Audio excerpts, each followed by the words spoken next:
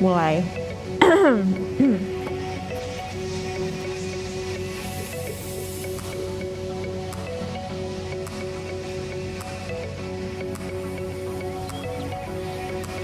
Sudah ada 178 partisipan, oke.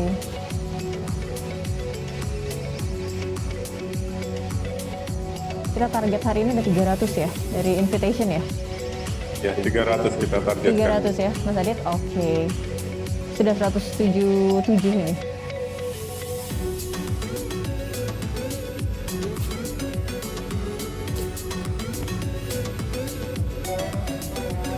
Oke. 10, 9, 8, 7, 6, 5, 4, 3, 2, 1, bangkit.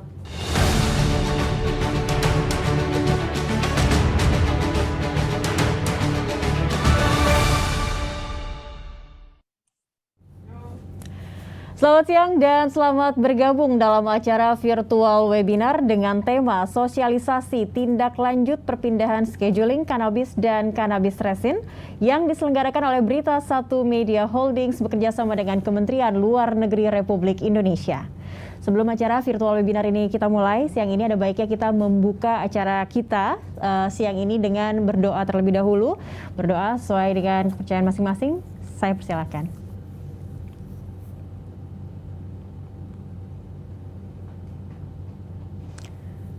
Ya, berdoa selesai.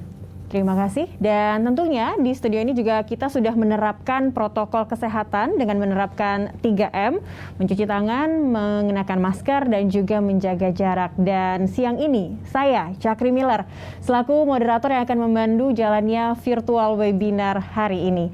Bapak dan Ibu yang berbahagia, puji syukur kepada Tuhan Yang Maha Esa karena di siang hari ini kita dapat bergabung dalam virtual webinar dengan tema sosialisasi tindak lanjut perpindahan scheduling kanabis dan kanabis resin yang diselenggarakan oleh Berita Satu Media Holdings bekerjasama dengan Kementerian Luar Negeri Republik Indonesia. Nah, seperti tema yang sudah saya sebutkan tadi, virtual webinar ini merupakan rangkaian peringatan Hari Anti Narkotika Internasional 2021 HANI yang bertujuan ada 2 poin penting yang ingin disosialisasikan. Yang pertama untuk menyampaikan fakta dan juga dampak terkait perpindahan scheduling kanabis dan kanabis resin. Lalu selanjutnya kita ingin menjaring masukan dan juga saran, rekomendasi, langkah apa yang perlu diambil oleh pemerintah untuk menindaklanjuti hal tersebut. Dan sebelumnya saya juga informasikan kepada para partisipan hari ini, para undangan hari ini, jika ingin memberikan pertanyaan kepada narasumber kita, nanti akan ada 4 narasumber yang akan memberikan pemaparannya terkait topik kita hari ini. Silahkan dengan memberikan pertanyaan di fitur Q&A yang sudah ada di aplikasi Zoom para partisipan sekalian dengan menulis nama lengkap, bukan anonim, serta narasumber siapa yang dituju untuk memberikan pertanyaan. Baik, sebelum memulai acara ini, saya ingin menyapa terlebih dahulu para pembicara serta narasumber kita siang hari ini. Terima kasih sebelumnya saya ucapkan kepada Bapak Aditya Laksman Yuda, selaku pemimpin redaksi Berita1.com. Selamat siang, Mas Adit. Selamat siang Cakri, selamat siang Bapak Ibu para panelis, juga selamat siang para partisipan yang telah hadir pada kesempatan siang hari ini. Salam sehat untuk kita semuanya. Betul, salam sehat semuanya. Dan yang kedua, selamat siang, apa kabar Bapak Febrian Rudiart, selaku Direktur Jenderal Kerjasama Multilateral Kementerian Luar Negeri Republik Indonesia. Selamat siang Pak Febrian, apa kabar Pak? Baik, Alhamdulillah. Selamat siang Mbak Cakri. Alhamdulillah. Semoga selalu sehat ya. Ya, sehat semuanya. Kita bisa berkumpul hari ini. Dan yang ketiga ada Bapak Roliansyah Sumirat, Pak Roy Sumirat, Direktur Keamanan Internasional dan Pelucutan Senjata Kementerian Luar Negeri Republik Indonesia. Pak Roy, apa kabar Pak Roy? Selamat siang, apa kabar? Selamat siang. Baik, dan selanjutnya juga kita akan sapa Bapak Dr. Andes Ahmad Jatmiko MA selaku Direktur Kerjasama BNN, Badan Narkotika Nasional. Selamat siang Pak Jatmiko, apa kabar Pak? Selamat siang, Sakti. Terima kasih. Baik. Sehat. Salam sehat selalu. Dan ada Ibu Dr. Anda Agusdini Banun Septaningsih APT Mars selaku Direktur Produksi dan Distribusi Kefarmasian Kementerian Kesehatan Republik Indonesia. Bu Dini, Assalamualaikum, apa kabar Bu? Waalaikumsalam, kabar baik Mbak Cakri Miller dan Bapak Ibu sekalian narasumber dan Bapak Ibu peserta. Terima kasih, salam sehat. Salam sehat selalu. Dan yang terakhir juga kita ada Bapak Dr. Rahmana Emran Kartasasmita. Beliau adalah Rektor Kepala Sekolah Farmasi Institut Teknologi Bandung ITB. Selamat siang Pak Emran, apa kabar Pak? Selamat siang Mbak Cakri. Alhamdulillah baik, semoga semua sehat. Amin. Ya, itu tadi seluruh narasumber dan juga keynote speaker kita siang ini. Dan langsung saja untuk memulai virtual webinar kita kali ini, saya akan persilahkan pertama kepada Bapak Aditya Laksmana Yuda selaku pemimpin redaksi berita1.com untuk memberikan kata sambutannya. Saya persilahkan. Baik,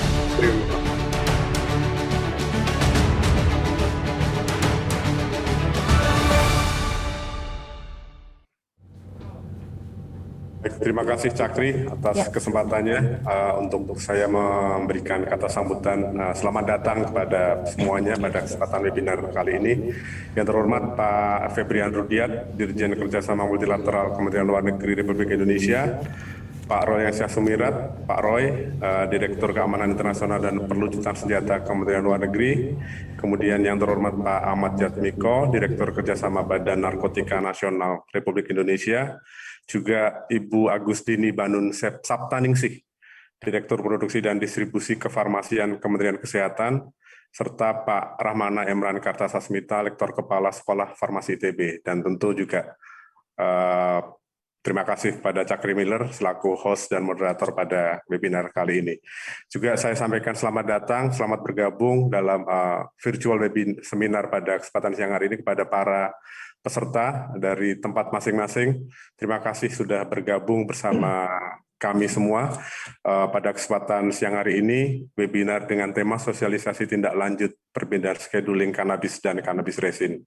Ini webinar atas kerjasama Kementerian Luar Negeri Republik Indonesia, juga Badan Narkotika Nasional, juga dan bersama kami dari Berita1 Media Holdings.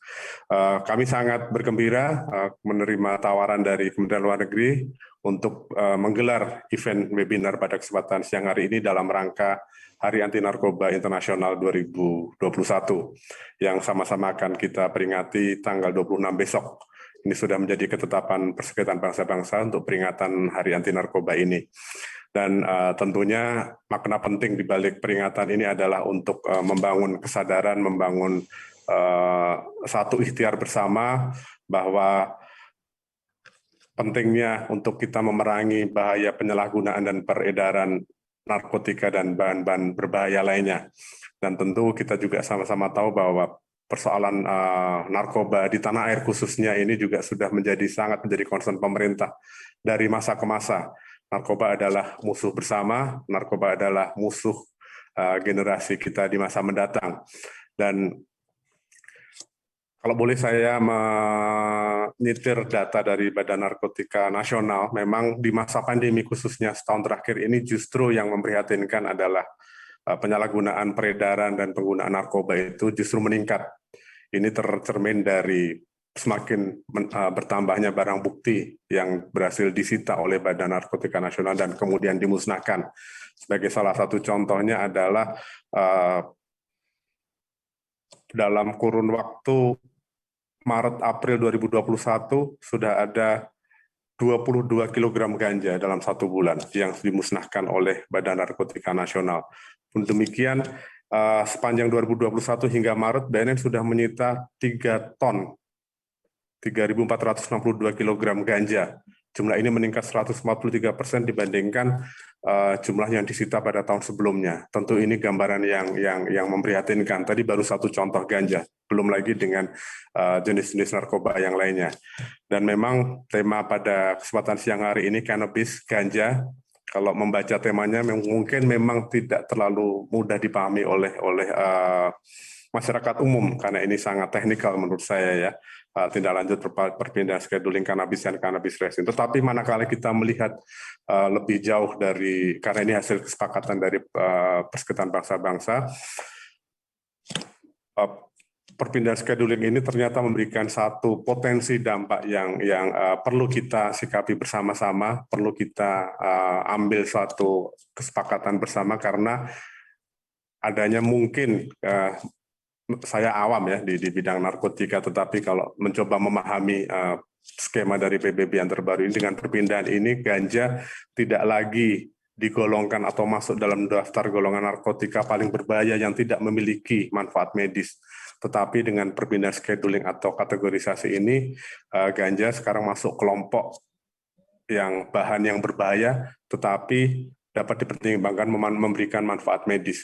Tentu ini memberikan di satu sisi mungkin bisa dilihat sebagai hal yang positif di dunia kesehatan, tetapi di sisi lain kita juga tentu khawatir seandainya celah-celah ini nanti ada lubang-lubang yang justru dimanfaatkan sedemikian rupa sehingga apabila memang penyikapannya kita tidak secara bijak atau katakanlah tidak secara terukur, ini bisa memberikan dampak yang tidak kita inginkan.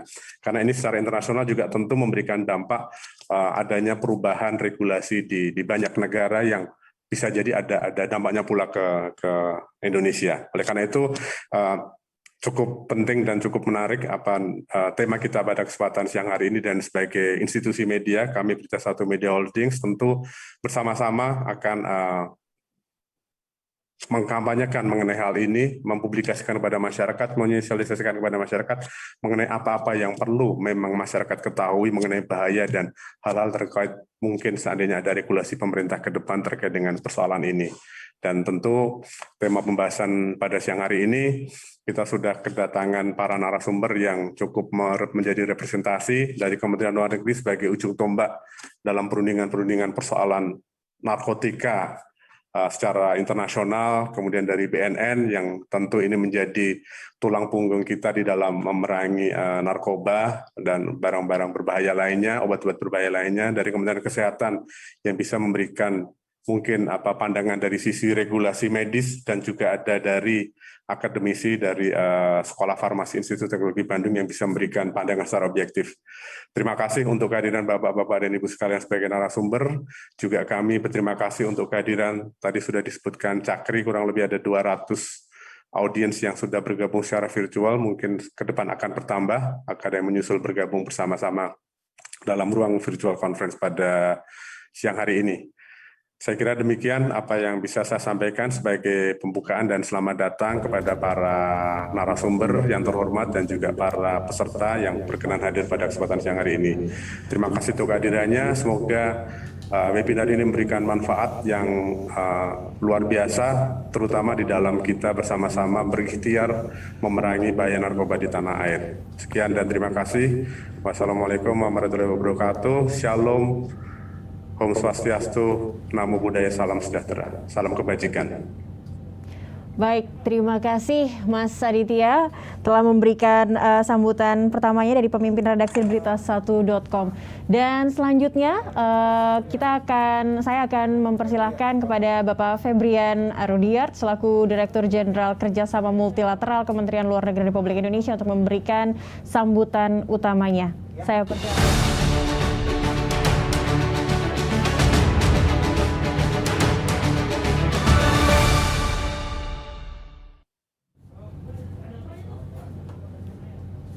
Terima kasih Mbak Cakri, yang saya hormati Pak Aditya Laksmana Yuda, pemimpin redaksi Berita1.com, Bapak-bapak dan Ibu para panelis, Pak Ahmad Jatmiko, Direktur Kerjasama BNN, Pak Roliansa Sumirat, Direktur Keamanan Internasional dan Perlindungan Senjata Kementerian Luar Negeri, Ibu Agustini Banun Saptaningsih, Ibu Direktur Produksi dan Distribusi Kefarmasian, Kemkes, Pak Rahmana Emran Kartasasmita, Rektor Kepala Sekolah Farmasi ITB, dan tentunya Bapak dan Ibu peserta sosialisasi sekalian. Assalamualaikum warahmatullahi wabarakatuh.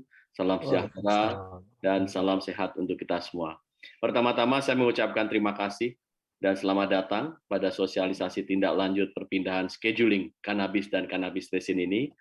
Tapi sebelumnya perkenankan saya juga untuk menyampaikan terima kasih kepada BNN atas kerjasama dan dukungannya selama ini, Juga Berita Satu yang selalu turut membantu pekerjaan Kementerian Luar Negeri, khususnya dalam rangka saat ini penyelenggaraan webinar hari ini mengenai sosialisasi tindak lanjut perpindahan scheduling kanabis dan kanabis resin. Pelaksanaan sosialisasi ini tidak lepas dari diadopsinya resolusi PBB 42/112 pada tanggal 7 Desember 1987 yang memandatkan negara dan para pemangku kepentingan untuk memperingati tanggal 26 Juni sebagai International Day Against Drug Abuse and Illicit Trafficking, atau di Indonesia disebut Hari Anti Narkotika Nasional. Juga merupakan sebagai bentuk komitmen dan kerjasama untuk mencapai tujuan masyarakat internasional yang bebas dari penyalahgunaan narkoba. Kampanye untuk memperingati Hari Anti Narkoba nasional ini dilaksanakan sesuai dengan kapasitas masing-masing negara untuk meningkatkan kesadaran masyarakat akan bahaya dan juga masalah yang ditimbulkan oleh obat-obatan terlarang. Bapak dan Ibu sekalian, tahun 2021 ini sekaligus kita rayakan atau kita peringati untuk memperingati 60 tahun Konvensi Tunggal tahun 61 tentang narkotika dan juga peringatan 50 tahun Konvensi Psikotropika tahun 71. Bersama dengan Konvensi 1988 tentang pemberantasan peredaran gelap narkotika dan psikotropika, ketiga konvensi ini adalah merupakan landasan sistem pengendalian narkoba internasional, yang juga bertujuan untuk mencegah penyalahgunaan zat psikoaktif serta memastikan ketersediaan untuk tujuan medis dan ilmiah. Nah, ketiganya ini saat ini mendekati kepatuhan pada tingkat yang universal. Dalam perkembangannya, untuk memperkuat implementasi ketiga konvensi tersebut, Forum Multilateral telah menyepakati berbagai dokumen, misalnya Deklarasi Politik 2009, berikut rencana aksinya untuk mengatasi masalah narkotika dunia, kemudian juga ada pernyataan bersama Menteri pada Commission on Narcotic Drugs tahun 2014, serta adanya sesi khusus Majelis Umum PBB mengenai World Drug Problem tahun 2016, dan deklarasi para menteri pada Commission on Narcotic Drug pada tahun 2019, ini yang paling terakhir. Namun di saat yang sama, ternyata penggunaan narkotika di dunia secara umum malah terus meningkat. Menurut World Drug Report pada tahun 2020, terdapat sekitar 269 juta orang yang menggunakan narkotika di seluruh dunia. Dan jumlah ini 30% lebih banyak dibandingkan tahun 2009. Jadi cukup pesat juga peningkatannya. Dan isu narkotika global ini juga terus berkembang serta menjadi semakin kompleks. Kompleksitas dari masalah narkoba ini berpotensi menggagalkan upaya bersama untuk mencapai tujuan pembangunan berkelanjutan. Kondisi ini kemudian menjadi semakin berparah oleh pandemi COVID-19, sehingga kelompok kriminal narkoba justru semakin pintar untuk mencari celah dan mengakali pembatasan mobilitas dan penutupan perbatasan. Juga meningkatnya kemiskinan dan pengangguran akibat krisis juga semakin memperdalam kerentanan untuk isu ini. Merujuk topik webinar kita hari ini dan masih berkaitan juga dengan implementasi ketiga konvensi narkotika internasional tadi, mungkin Bapak dan Ibu masih ingat pada bulan Desember 2020 terdapat pemberitaan sejumlah media maupun informasi di media sosial mengenai perubahan scheduling kanabis dan kanabis resin. Perubahan scheduling atau perubahan kategori golongan substansi narkotika ini dilakukan pada sidang reconvene sesi ke-63 Commission on Narcotic Drugs di Wina awal Desember 2020. Nah, perubahan scheduling ini sempat kemudian menimbulkan kebingungan publik, termasuk para pemangku kepentingan terkait. Terdapat kesalahpahaman pandangan bahwa perubahan scheduling ini juga berarti PBB mendukung legalisasi ganja. Sementara bagi kelompok masyarakat yang menentang legalisasi, pemerintah Indonesia dianggap tidak bersuara dalam isu ini. Kedua hal ini tentunya jauh dari kebenaran. Memahami adanya kesimpangsiuran di informasi publik ini, Kementerian Luar Negeri dan BNN menyadari bahwa pemerintah Indonesia perlu mensosialisasikan fakta-fakta terkait perubahan scheduling kepada para pemangku kepentingan. Selain itu juga upaya untuk menyamakan persepsi dan untuk membahas langkah tindak lanjut dari hasil voting tersebut. Saya percaya para narasumber yang hadir saat ini, yang berada di tengah-tengah kita, dapat memberikan pemahaman lebih lanjut tentang apa yang dimaksud dengan scheduling, kemudian apa itu proses scheduling, risk, dan juga sejarah terkait perubahan scheduling kanabis dan kanabis resin. Serta juga share informasi kepada kita mengenai bagaimana pemerintah akan menyikapi serta menindaklanjuti perubahan ini. Bagaimana juga klasifikasi narkoba di Indonesia saat ini, dan tentunya tinjauan ilmu pengetahuan dan medis mengenai kanabis dan kanabis resin di Indonesia. Bapak dan Ibu para hadirin sekalian, sebagai negara demokrasi tentunya akan ada pro dan kontra atas suatu permasalahan, itu wajar, dan ini termasuk juga seputar legalitas kanabis atau ganja ini. Namun demikian kita tentunya tidak boleh gegabah dalam menindaklanjuti perubahan scheduling kanabis dan kanabis resin ini, termasuk terkait wacana untuk legalisasi guna mencegah abuse atau penyalahgunaan dari beberapa individu. Kiranya bagi kita akan lebih baik kemudian untuk menerapkan prinsip kehati-hatian daripada berlari mengikuti arah arus dan kemudian kita terjatuh dalam lubang yang kita sendiri belum pernah perkirakan.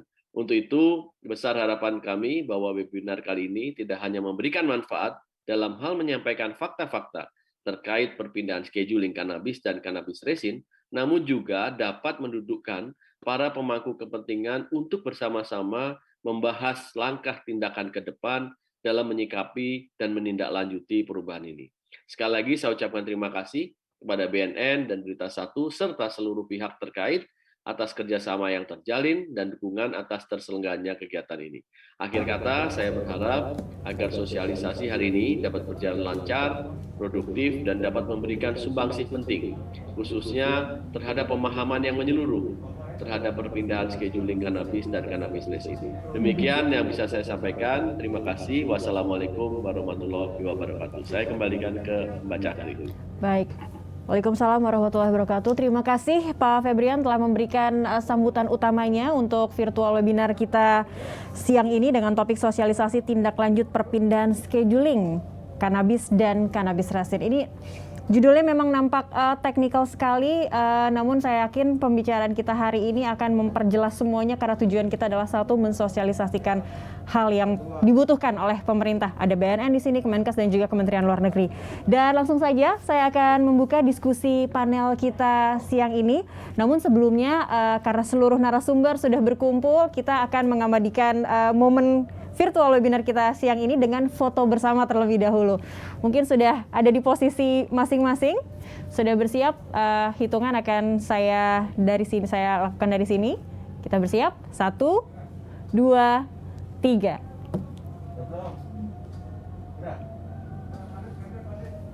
Baik, terima kasih. Iya. Dan terima kasih kembali saya ucapkan kepada Pak Febrian Rudiart telah bergabung dia sebagai keynote speaker, dan juga tadi ada Mas Aditya Laksman Putra Yuda yang sudah memberikan sambutannya. Dan langsung saja kita akan membuka diskusi panel kita siang ini. Untuk pemaparan yang pertama saya akan memberikan kesempatan kepada Bapak Roliansyah Sumirat selaku Direktur Keamanan Internasional dan Pelucutan Senjata Kementerian Luar Negeri Republik Indonesia.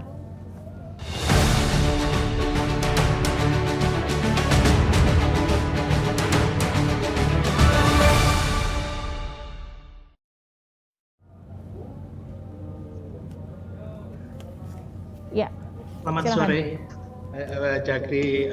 Selamat sore Pak Aditya, Pak Dirjen Kerjasama Multilateral Kemlu, Bapak Ibu panelis beserta webinar sekalian. Terima kasih telah diberikan kesempatan untuk berbicara pertama pada sesi ini. Kalau boleh, tadi sebelum acara kami sempat berbicara di antara para panelis, termasuk dengan Mbak Cakri, bagaimana membuat isu yang mungkin dibilang very technical ini bisa dapat dipahami bersama dengan mudah segala macam. Betul Mbak Cakri, karena buat kami dari Kementerian Luar Negeri yang paling penting adalah itikadnya, bahwa kami dari Kementerian Luar Negeri dan teman-teman BNN sebagai lembaga pemerintah memiliki kewajiban untuk melakukan berbagai aktivitas yang terkait dengan akuntabilitas kegiatan lembaga dan juga transparansi sebagai bentuk akuntabilitas kepada publik sehingga komunikasi dua arah bisa dijaga terus antara kementerian, perwakilan pemerintah dengan seluruh pemangku kepentingan termasuk masyarakat umum. Tapi kalau boleh saya akan mulai dengan beberapa penjelasan umum dulu mengenai forum dan bendanya dulu. Artinya sebelum kita bicara apa yang terjadi di tahun lalu mengenai perubahan scheduling, tidak ada salahnya apabila mungkin kita refresh kembali memori kita bagi yang sudah mengetahui atau juga bagi yang masih belum pernah engage akan mengetahui dulu forum di PBB-nya seperti apa dan bendanya scheduling itu seperti apa. Nanti mungkin akan dilengkapi oleh panelis yang lain. Saya ada beberapa slide sebagai alat bantu saja, tapi mungkin tidak akan terlalu terpaku sama. Baik. Sebelumnya saya mempersilahkan 10 menit waktu untuk Pak Roy, Pak, karena biar kita rata semuanya kepada seluruh narasumber begitu. Silahkan. Baik. Oke, terima kasih. Kita mulai dengan forumnya dulu, Ibu Bapak sekalian. Mungkin tidak ada salahnya kita tahu dulu Commission on Narcotics and Drugs. Dari tahun 46, yang namanya Commission Narcotic Drugs ini sudah dibentuk di PBB di bawah salah satu badan utamanya PBB yang namanya ECOSOC, Economic Social Council. Kebayang nggak kalau tahun 46 PBB-nya baru 1 tahun sudah punya komisi khusus untuk ngurus masalah narkotik drugs. Artinya itu menunjukkan betapa pentingnya isu ini di mata dunia internasional dan perlu pengaturan yang mengikat bersama. Anggotanya sekarang ini 53 negara, tentu itu berputar di antara negara-negara anggota PBB, 11 diantaranya selalu dari kawasan Asia untuk periode 4 tahun. Fungsinya CND ini akan menjadi komisi yang ngatur isu-isu fungsional, fungsi dari ECOSOC terkait dengan memberikan masukan mengenai pengawasan narkotika, psikotropika, dan prekursornya. Salah satu mandatnya adalah memberikan diminta untuk memutuskan cakupan pengendalian berbagai macam substance itu di Indonesia kan apa bukan substansi ya, material lah yang diatur di dalam 3 konvensi narkotika yang sekarang ada. Konvensi 61, 71, dan 88. Ini yang kita sebut scheduling. Bahasa sederhananya artinya ada list lah, ada list material di masing-masing konvensi itu harus diatur seperti apa, mana yang harus diatur ketat, mana yang diaturnya tidak usah terlalu ketat, mana yang cukup diawasi. Itu bahasa gampangnya gitu. Indonesia sendiri pernah menjadi Indonesia pernah menjadi anggota CND itu setelah beberapa kali, seingat saya ada mungkin sekitar 5-6 kali kita jadi anggota CND. Tapi yang penting itu sebagai anggota komisi, setiap negara anggota PBB itu punya peran.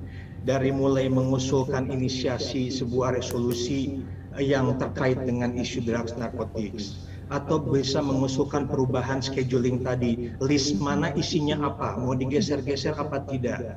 Kemudian juga bisa menjadi anggota, bisa menjadi inisiator dari berbagai macam acara. Jadi banyak wewenang yang bisa dilakukan sebagai anggota dari komisi ini. Ini yang saya sebutkan sebelumnya bahwa kita pernah menjadi anggota dari sejak tahun 73 sampai yang terakhir itu periode 2014-2017. Dan banyak capaian kita selama menjadi anggota. Kita selalu menjadi anggota di badan PBB itu tidak for the sake of hanya menjadi anggota, tapi kita mencoba untuk mengusung tema-tema utama yang menurut kita itu penting untuk disetujui oleh masyarakat internasional berdasarkan pengalaman Indonesia. Antara lain tahun 2015 kita pernah menjadi salah satu penulis, co-author, co-sponsor resolusi tentang promoting implementations of the United Nations Guiding Principle on Alternative Development. Tahun 2017 juga ada resolusi lain yang kita ikut tulis yang terkait dengan illicit transit of drugs, terutama di negara berkembang. Jadi sebagai anggota kita sudah banyak yang kita sampaikan. Saya cuma sampaikan beberapa yang utama saja saat ini. Nah, mungkin kita langsung saja masuk sekarang ke masalah scheduling. Tapi sebelum kita masuk scheduling ini, kita tahu dulu bendanya. Bendanya yang saya maksud adalah 3 konvensi internasional yang terkait dengan narkotik drugs. Yang pertama Convention on Narcotic Drugs tahun 61 kita sudah ratifikasi, tahun 76 mengatur narkotik yang memiliki efek seperti kannabis, kokain, opium, heroin. Tahun 71 ada konvensi lain, kita juga sudah ratifikasi di tahun 96 yang meregulate new psychoactive substance atau ekstasi, kalau misalnya diambil contoh yang paling beken. Terus konvensi ketiga ada konvensi tahun 88 tentang illicit traffic narcotic drugs. Kita juga sudah ratifikasi di tahun 97 yang ngatur khusus prekursor zat yang sering digunakan secara ilegal untuk bikin narkoba. Semua konvensi ini tujuannya sebenarnya sama, mencegah penyalahgunaan psychoactive substance dan prekursornya, dan ingin make sure memastikan ketersediaan untuk tujuan medik atau ilmu pengetahuan tetap terbuka. Nah, pengaturan rejim kontrol ini di masing-masing konvensi itu sudah jelas secara rinci, dan klasifikasi obat-obatan yang ada di masing-masing schedule di ketiga konvensi itu pun jelas sebenarnya. Tidak ada gray area, tidak ada subject untuk misinterpretations. Nah, sekarang kita bicara masalah prosedur dari schedulingnya. Saya mungkin tidak akan terlalu banyak bicara khusus masing-masing schedule-nya itu isinya apa saja, karena saya pikir mungkin nanti Ibu Dr. Dini akan sampaikan secara lebih lengkap. Saya bicara mekanismenya, prosedurnya. Kalau negara pihak ingin mengajukan adanya perubahan dari schedule, mau mindah-mindahin list tadi, itu dimungkinkan. WHO sebagai badan specialized agencies-nya PBB di bidang kesehatan juga punya wewenang untuk mengajukan hal itu, perpindahan substansi itu. Dan juga International Narcotics Board itu juga bisa INCB untuk mengajukan perubahan. Jadi banyak aktor yang bisa memulai perubahan list ini. Nah, yang juga antara lain ada terkait dengan tinjauan ilmu pengetahuan dan medis, karena kan ilmu pengetahuan dan medis itu juga tidak stagnan, sehingga akan ada perubahan dari waktu ke waktu. Nah, yang juga perlu diingat dalam masalah perubahan schedule ini bahwa negara pihak, siapapun yang inisiatornya, yang memulai prosesnya, itu punya hak untuk memberikan tanggapan terhadap keputusan yang diambil bersama oleh PBB ini. Jadi bukan berarti ketika udah selesai diputus terus diem, nggak boleh ngapa-ngapain. Kita punya hak untuk berbicara. Mungkin itu mekanismenya. Slide berikut saya pikir kita bisa coba lihat sebentar saja, ini mekanisme perubahan pengambilan suaranya di masing-masing konvensi memang beda, ada yang simple majority, ada yang two-third majority, but it's okay lah. Yang penting bahwa ini adalah sebuah proses demokratis yang tidak sewenang-wenang, tapi diputuskan bersama oleh anggotanya. Sekarang baru kita lihat apa yang terjadi tahun lalu, atau sebenarnya dimulai dari beberapa tahun lalu. Dirjen WHO, World Health Organizations, dari tahun 2019 awal itu sudah bilang ke Sekjen PBB, artinya laporlah ke atasannya. Ini kan badan yang spesialisasi di bidang kesehatan, lapor nih ke Sekjen PBB yang paling atasnya. Dia bilang ada pertemuan WHO expert, Committee on Drugs Independence di tahun 2018, yang mulai meninjau ganja dan zat terkait ganja itu, dan juga beberapa ada substance lainnya, sudah mulai dievaluasi sifat penghasil ketergantungan dan bahayanya. Maaf saya. Nah, jadi ada rekomendasi salah satunya nih menghapus kanabis dan kanabis resin dari schedule 4 konvensi 61 yang mostly kita artikan mudahnya itu schedule 4 yang benar-benar berbahaya lah dan harus diatur. Menjadi schedule 1. Schedule 1 itu nanti kita lihat definisinya, mostly terkait bahwa ini tetap berbahaya, perlu dipantau, perlu diatur, tapi memiliki manfaat, antara lain manfaat medis. Jadi ada perpindahan di sana, ada shifting. Itu yang diusulkan oleh WHO. Kemudian tahun 2019 juga Maret ada pertemuan komisi CND yang mulai membahas usulan ini, dan puncaknya adalah, saya loncat saja, di bulan Maret 2020 ada voting tentang perubahan tadi. Nah, hasil pemungutan suaranya dari 53 anggota komisi itu diputuskan 27 negara memutuskan setuju dengan rekomendasi WHO untuk memindahkan cannabis dan cannabis resin itu dari schedule 4 ke schedule 1 tersebut. 25 negara menolak dan 1 abstain. Artinya dia tidak memberikan suara. Indonesia pada periode tersebut bukan menjadi anggota dari CND sehingga kita tidak mempunyai hak suara pada saat pengambilan suara. Tapi kita memiliki hak untuk jawab tadi, untuk menyampaikan pandangan kita. Saya akan singgung agak belakangan nanti. Nah, ini hasil keputusannya. Dari hasil keputusan ini saja sebenarnya kelihatan bahwa sebenarnya yang setuju sama yang tidak setuju itu beda tipis. 27 sama 25. Dan kalau kita lihat sebenarnya persuaraan di CND dari sejak tahun 60 sampai 2000 itu jarang yang hasilnya ini beda tipis kayak gini nih. Biasanya either keputusan di CND itu konsensus, semua setuju, atau kalaupun ada yang tidak setuju itu relatif nggak banyak. Nah, jadi ini menunjukkan bahwa ini adalah sebuah keputusan yang sangat divisive, memecah belah dalam artian yang memang tidak ada konsensus, tidak ada kesamaan pandangan yang besar mengenai penerimaan usulan pergeseran scheduling. Jadi itu yang perlu ditekankan. Kita terkait posisi Indonesia sendiri dengan keputusan CND untuk menerima rekomendasi WHO ini jelas bahwa sebenarnya untuk kita perubahan scheduling ini tidak terkait sama sekali dengan masalah legalisasi. Saya ingat bulan Desember kebetulan saya sedang bertugas di kantor PBB di New York, itu banyak wartawan yang ngejar-ngejar apa betul PBB habis voting melegalkan ganja. Saya terangkan bahwa that is not the case.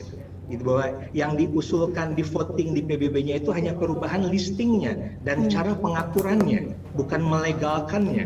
Nah, ini pula yang saya pikir menjadi bobot dari diskusi kita hari ini lewat webinar, karena bagaimanapun dengan perpindahan dari schedule 4 ke schedule 1, sebenarnya bendanya ini sebenarnya masih tetap diberlakukan pengendalian yang ketat karena adanya risiko penyalahgunaan.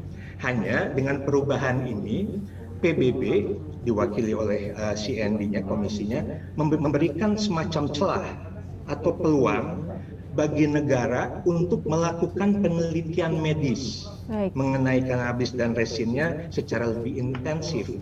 Titik. Itu saja. Tidak ada masalah terkait sama legalisasi. Nah, selain itu saya juga perlu sebutkan ada yang saya sedikit lagi waktunya. Pasal kita juga tinggal 1 menit lagi kira-kira Pak Roy, silakan. Betul. Pasal 39 Konvensi 61 menyebutkan memperbolehkan negara pihak konvensi itu untuk tetap melakukan pengendalian yang lebih ketat dibanding apa yang ditentukan oleh konvensinya sendiri. Artinya kalau sekarang PBB melalui CND sudah memberlakukan hal seperti ini, tapi negara ada yang tetap tidak mau dan masih tetap menganggap bahan itu bagusan tetap di schedule awal, schedule 4, silahkan. Nah, jadi artinya pasal 39 inilah yang kita pakai, bahwa kita sebenarnya secara nasional masih melihat isu ini, benda ini akan lebih bagus di taruh atau di treat sebagai list di schedule 4. Itu yang paling penting. Kita juga memberikan statement pada saat meeting tahun lalu itu, meskipun bukan anggota, kita memberikan pernyataan tentang posisi nasional kita. Dan kita bekerja sama dengan negara lain tentunya yang sepaham, baik itu negara anggota komisi ataupun yang bukan. Nah, jadi itu saja sebenarnya, dan tentu lewat pembicara lain kita akan dapat gambaran yang lebih lengkap mengenai technicalities dari isu perubahan scheduling ini. Tapi yang penting untuk kita adalah, pertama untuk kami dari Kementerian Luar Negeri, pentingnya kita semua pemangku kepentingan publik untuk selalu duduk bersama membahas kelanjutan dari keputusan internasional ini, karena bagaimanapun keputusan internasional law is one thing, tapi ketentuan regulasi nasional kita yang berlaku pun is another thing. Jadi kita harus selalu melakukan komunikasi dan sosialisasi secara terbuka, melibatkan seluruh pihak. Itu saja. Terima kasih banyak. Ya, terima kasih Pak Roy. Ini satu hal yang nanti kita akan mempertajam lagi pemaparan itu tadi. Cuman satu hal yang berkaitan erat dengan judul kita saja hari ini yang tadi saya sebutkan sangat teknikal. Ini sudah jelas perubahan scheduling ini tidak sama dengan legalisasi begitu ya. Itu yang penting. Baik, kita akan memberikan kesempatan untuk pemaparan yang kedua akan disampaikan oleh Bapak Ahmad Jatmiko selaku Direktur Kerjasama Badan Narkotika Nasional. Pak Jatmiko, saya persilahkan.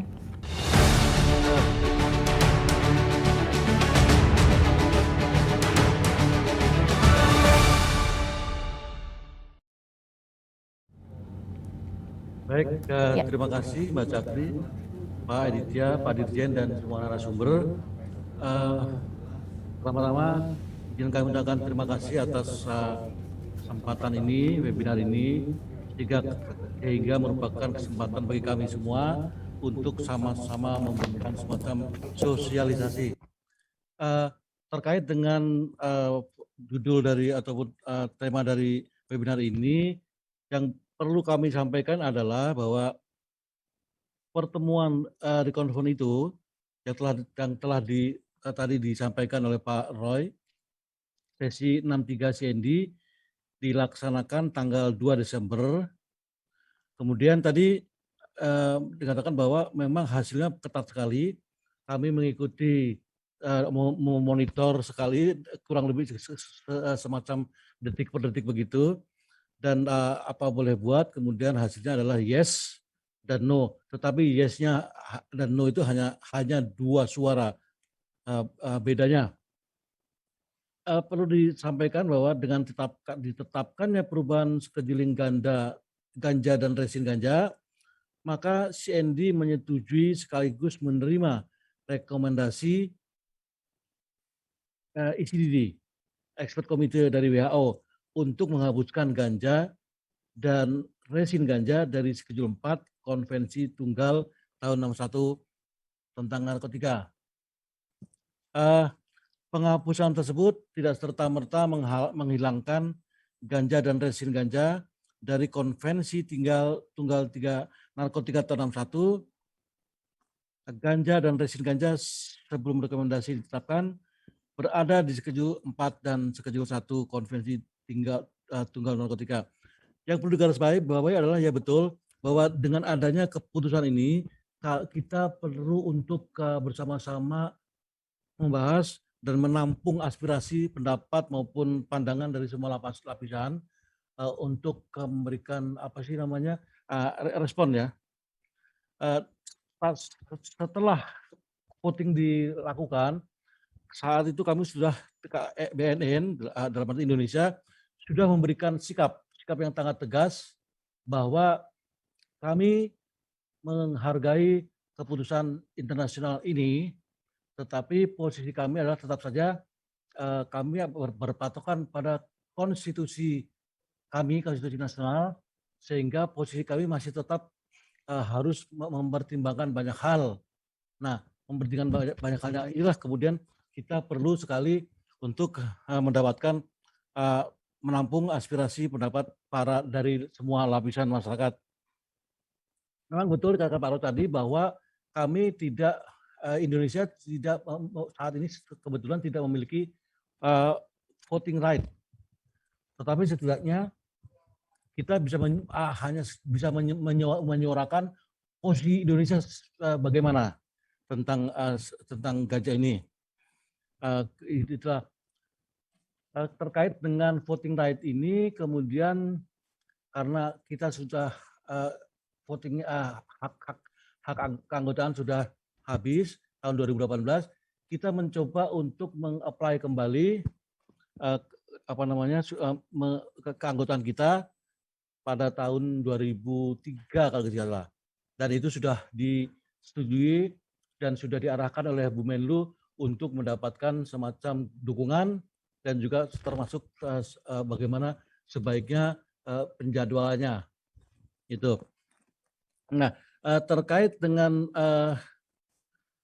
pandangan-pandangan tadi, ini memang kami saat di BNN sebagai leading sector, kami tidak bisa mendapatkan tidak mempunyai hak untuk memutuskan bagaimana sebaiknya kita bersikap, tetapi kita harus juga mendapatkan semacam pandangan terutama bagi sektor-sektor lembaga-lembaga terkait bagaimana sebaiknya ini.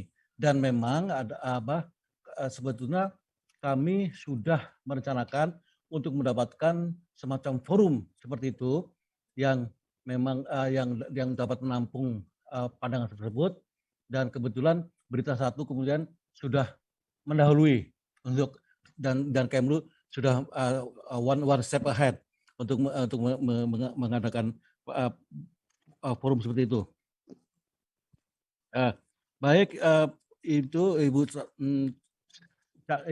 Mbak Cakri yang bisa kami sampaikan sementara ini. Mungkin nanti kita yang lebih jelasnya dalam tanya jawab mungkin akan bisa kita sampaikan lebih lanjut. Baik. Terima kasih. Baik, terima kasih Pak Ahmad Jatmiko, Direktur Kerjasama BNN telah menyampaikan pemaparannya, dan selanjutnya kita akan lanjutkan panelis kita yang ketiga, ada Ibu Agusdini Banun Septaningsih selaku Direktur Produksi dan Distribusi Kefarmasian Kementerian Kesehatan Republik Indonesia. Kepada Bu Agusdini kami persilahkan. Saya share ya.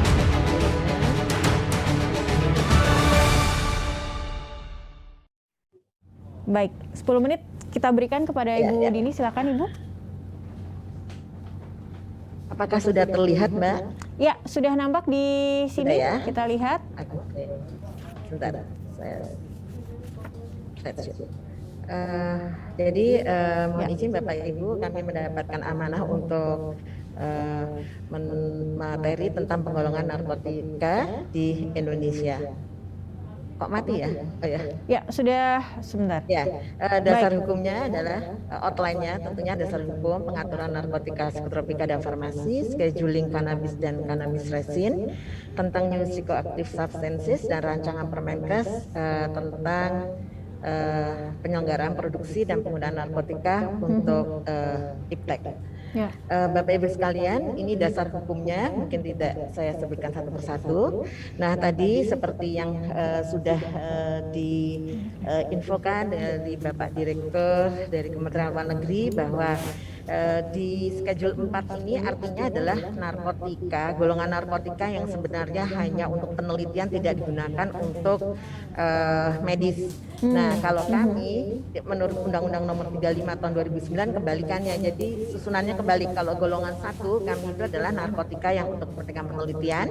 Kemudian golongan 2 ini adalah untuk golongan 2 itu adalah bisa untuk medis tapi tingkat ketergantungannya tinggi. Kemudian golongan 3 itu adalah untuk medis dengan tingkat ketergantungan yang rendah.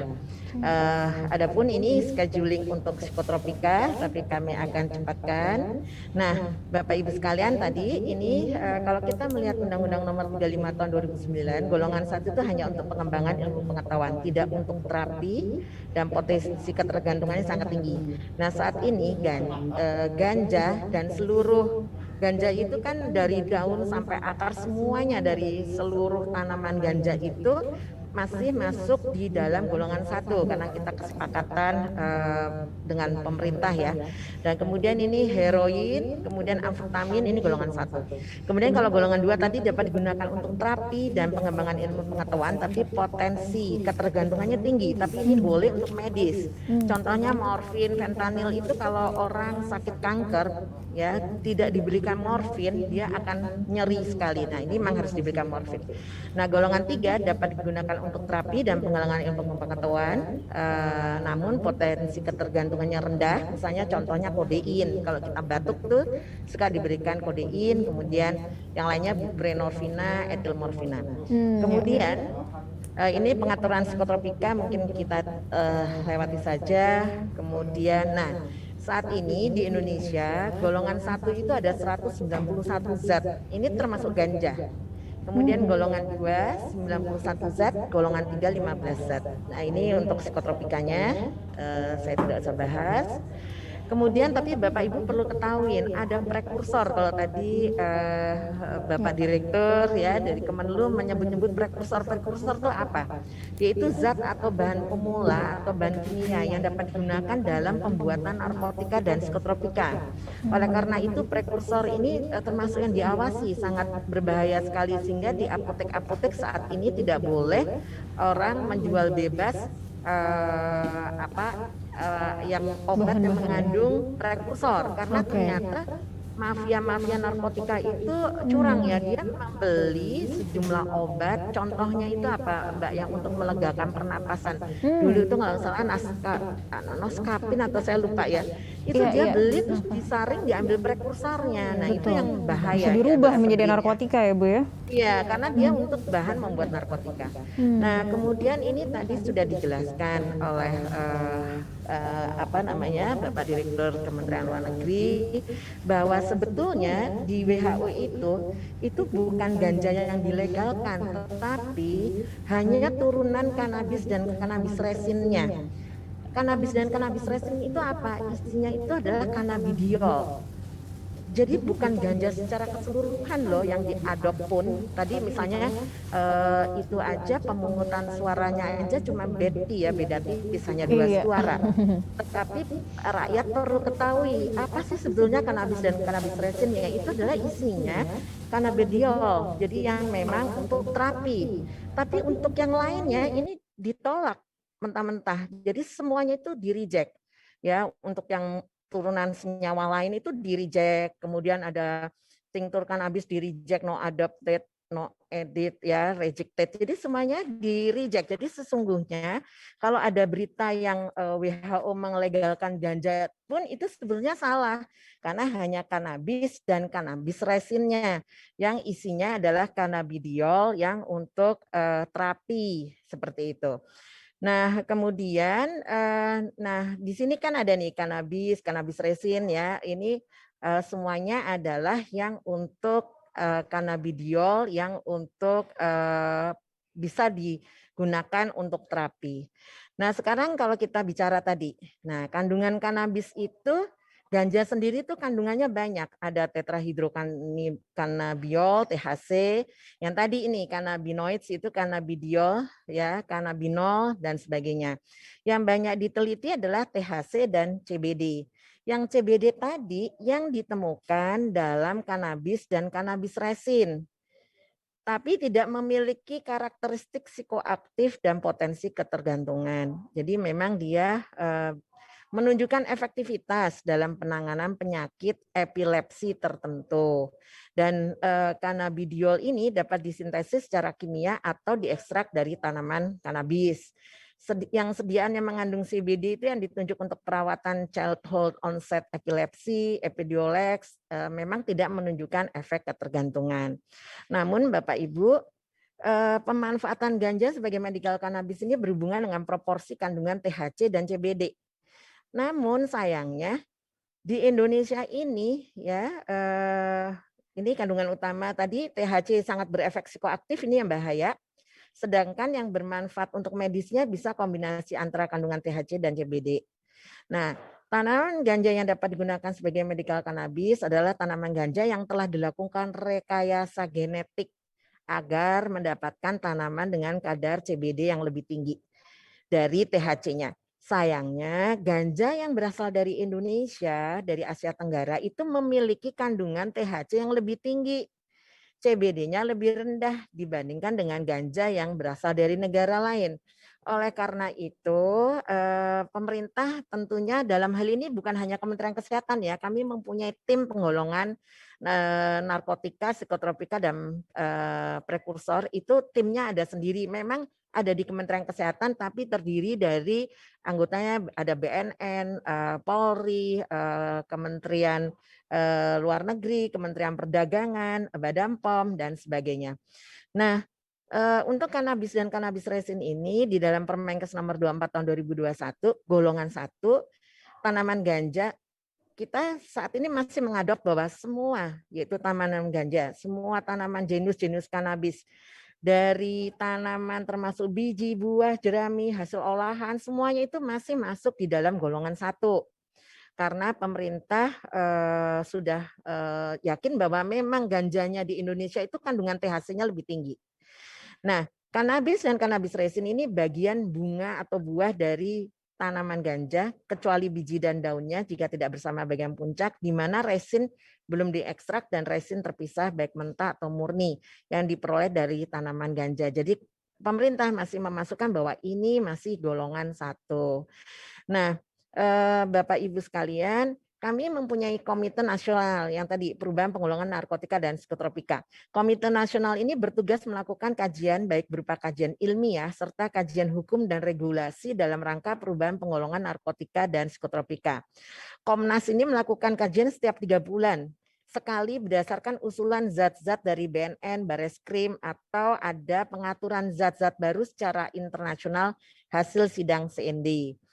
Nah, Bapak Ibu, Komite Nasional ini tadi terdiri dari praktisi semua unsur, ada UI, ITB, UGM, UNER, Udayana, BNN, kemudian kementerian lembaganya, Badan POM, Bea Cukai, Lab BNN, Rumah Sakit Ketergantungan Obat, dari Kemendak, Kemenperin, dan Federasi Industri Kimia Indonesia.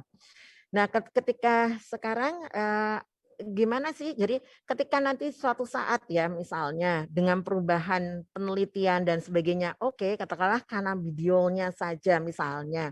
Nanti kita nggak tahu ini perubahan zaman ya, bukan ganjanya yang akan dipindah schedulingnya, tapi hanya cannabidiolnya. Itu pun kalau sudah melalui penelitian dan melalui kajian yang mendalam dari tim komite tadi. Komnasnya. Nah, Bapak Ibu sekalian, ini adalah NPS di mana nanti yang akan menggolongkan itu adalah komite tersebut. Apakah dia masuk narkotika, masih golongan 1, 2, 3, atau dia psikotropika, golongan 1, 2, atau 3. Nah, ini semuanya ada di amanat Undang-Undang Nomor 35 Tahun 2009 bahwa Kementerian Kesehatan dalam hal ini melakukan perubahan penggolongan narkotika dan psikotropika, dibantu oleh Komnasnya. Dan kemudian nanti akan ada Permenkes tentang perubahan penggolongan narkotika dan psikotropika.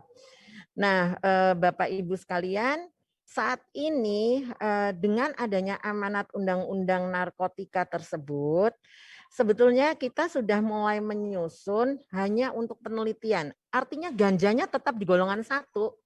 Kan golongan 1 tadi hanya untuk kepentingan penelitian, tapi apakah bangsa Indonesia ini melakukan suatu penelitian? Nah, saat ini kami sedang merumuskan suatu peraturan Menteri Kesehatan yang hanya untuk melakukan penelitian dari cannabidiol dari turunan ganja. Tetapi tetap bahwa ganja tersebut masuk golongan 1 karena tadi juga ternyata ganjanya dari Indonesia kandungan THC-nya lebih tinggi. Nah, sebetulnya ternyata kami itu sudah mempunyai Kemenkes nomor 0202 118 2015 tentang izin memperoleh, menanam, menyimpan dan menggunakan ganja hanya untuk kepentingan penelitian. Tidak lebih dari itu. Jadi bangsa Indonesia sebetulnya Bapak Ibu sekalian, kita juga tidak berhenti dengan kemajuan zaman meneliti karena tapi tetap ganja itu di golongan 1. Jadi hanya untuk kepentingan penelitian, belum untuk kepentingan medis. Nah, jangan salah sangka tadi bahwa internasional melegalkan ganja itu tidak. Karena yang dipindah ke golongan 1 itu hanya cannabidiolnya, cannabis resinnya. Yang cannabidiolnya bisa untuk obat. Tapi kalau keseluruhannya masih ditolak. Masih ditolak oleh negara-negara lain dan tidak diadop. Demikian Mbak Cakri yang dapat kami sampaikan dari Kementerian Kesehatan. Demikian. Assalamualaikum warahmatullahi wabarakatuh. Waalaikumsalam warahmatullahi wabarakatuh. Terima kasih. Nampaknya materi atau paparan dari Bu Dini semakin memperjelas kita ya, dari yang teknikal sekali tadi akhirnya bisa memberikan pengertian kita tadi mana golongan-golongan dan atau kalau di istilahnya di CND tadi scheduling atau kategori begitu, mana yang high risk dan juga less risk. Dan kita akan lanjutkan lagi ini kepada selanjutnya, panelis selanjutnya kepada Bapak Rahmana Emran Kartasasmita, selaku Rektor Kepala Sekolah Farmasi ITB, ini juga salah satu komite nasional juga. Kepada Pak Emran, saya persilahkan.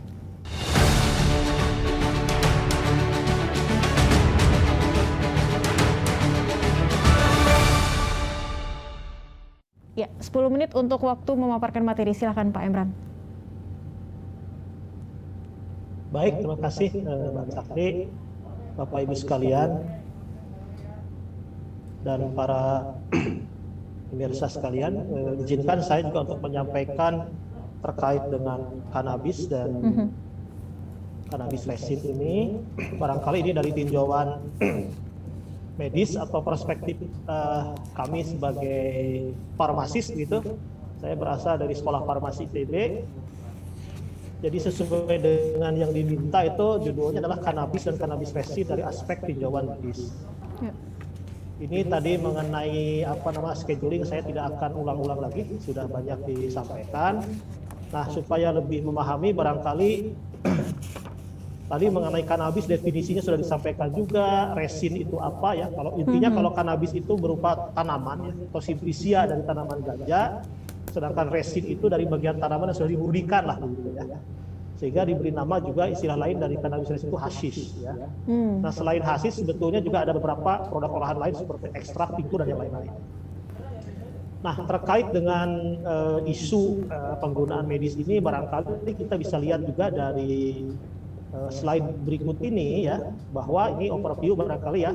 Tanaman ganja nama latinnya adalah Cannabis sativa, tadi menghasilkan marijuana atau kanabis ini. Kemudian ini hasis. Nah, ini kalau diolah dimurnikan akan menghasilkan senyawa tertentu. Nah, jadi senyawa yang dihasilkan dari tanaman ganja ini ada yang disebut dengan cannabinoid, ada juga yang disebut non cannabinoid. Nah, apa yang menyebabkan ganja itu menimbulkan efek ketergantungan atau adiksi dan efek-efek psikotropik yang lain seperti halusinasi misalnya, dan efek-efek yang lainnya itu karena ada zat-zat aktif yang dikelompokkan namanya cannabinoid. Nah, cannabinoid juga senyawanya itu banyak sekali, dan memang yang paling aktif yang disebut dengan senyawa THC, disebut dengan di atas 9 THC, disebut dengan di atas 8 THC, dan ada yang dibilang tadi cannabinol atau cannabidiol termasuk di sini juga, ya itu tidak terlalu kuat. Yang sangat kuat itu adalah yang THC. Nah, kemudian kami lanjutkan barangkali ini overview-nya beberapa varian-varian produk dari ganja atau marijuana. Ya ini bukan mengajarin ya, supaya sekedar tahu saja bahwa ini banyak varian. Ya. Nah, barangkali saya karena ini dikaitkan dengan tinjauan medis dan efek dari ganja itu, maka ya mau tidak mau kita memang harus meninjau kandungan kimiawi dari tanaman ganja itu, atau cannabis sativa nama latinnya. Nah, saat ini dikenal tidak kurang dari 60 senyawa ini, senyawa cannabinoid ini. Ya, ini saya juga tidak bermaksud mendetilkan nama-nama senyawa kimia ini memang pasti asing ya di telinga masyarakat umum. Ini hanya untuk overview saja bahwa ini memang banyak sekali senyawa-senyawa itu, dan memang saat ini sudah banyak penelitian-penelitian yang menguji efek farmakologi dari senyawa cannabinoid ini secara eksperimental. Sekali lagi secara eksperimental, yaitu uji-uji pada hewan. Uji in vitro artinya pada tabung reaksi, dan juga uji pada hewan. Jadi ini banyak sekali efek-efeknya. Ada yang anti bakteri, ada anti jamur, ada anti radang atau inflamasi dan seterusnya.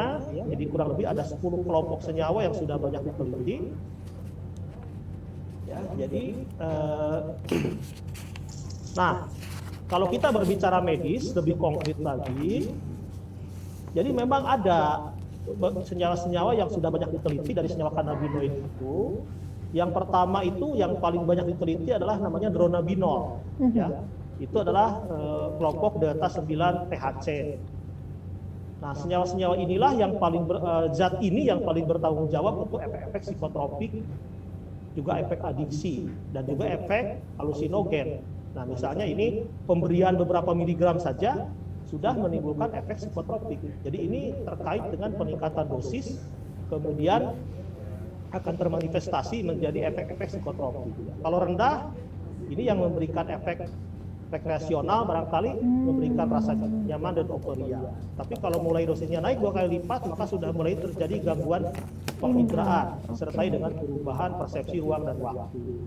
Dosis lebih tinggi lagi sudah menimbulkan kebingungan dan juga halusinasi. Kalau dosisnya lebih tinggi lagi, itu sudah menyebabkan seperti mual, pusing, gangguan bicara. Dan akhirnya ini karena ada efek adiksi, maka ketergantungan ini psikis dan penyalahgunaan yang terus-menerus itu tidak bisa dihindari pada akhirnya dan menyebabkan penurunan kinerja seseorang secara keseluruhan dan akhirnya menimbulkan penurunan mental. Nah, ini yang bahaya sebetulnya. Paling bahaya. Nah, itu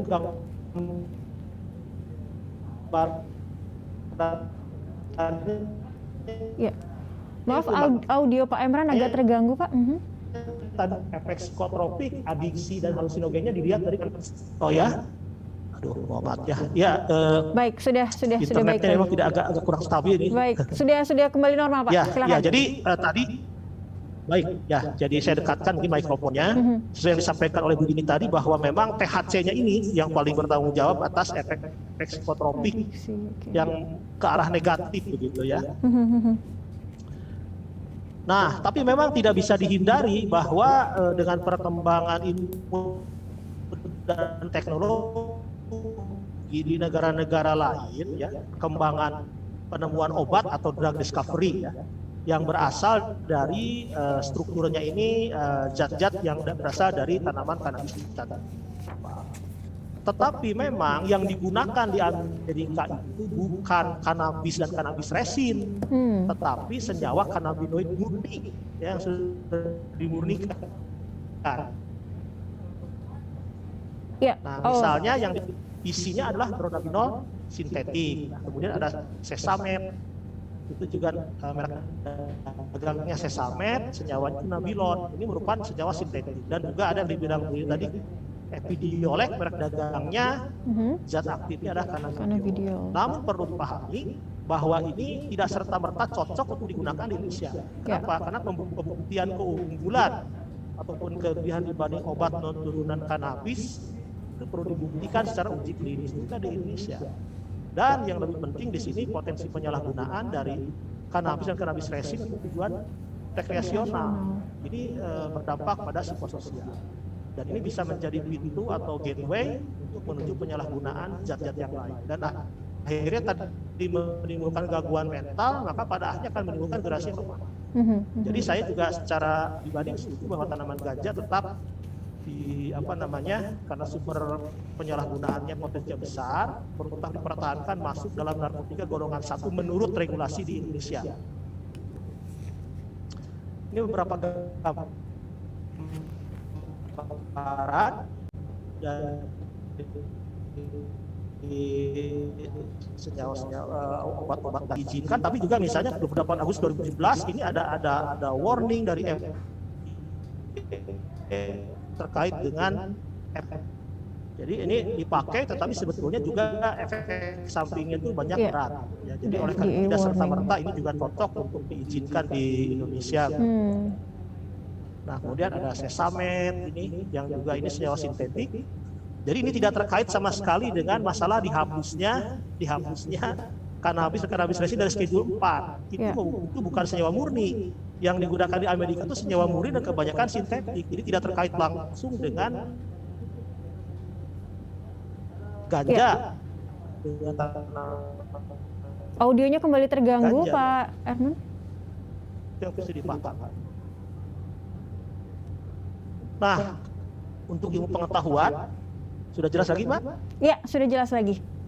Halo? Ya, sudah jelas kembali, Pak. Ya, di Undang-Undang Narkotika, ya, pasal 8 ini memang dilarang untuk kepentingan kesehatan. Tapi untuk iptek dan reagensia ini dapat dibuka. Jadi ini bisa negara Menkes yang memang mengatur penggunaan ganja itu untuk penelitian pengetahuan. Itu memang bisa dipakai untuk riset drug discovery atau pembuatan baku pembanding misalnya dalam rangka mengembangkan kemampuan laboratorium misalnya laboratorium untuk menguji senyawa-senyawa tersebut.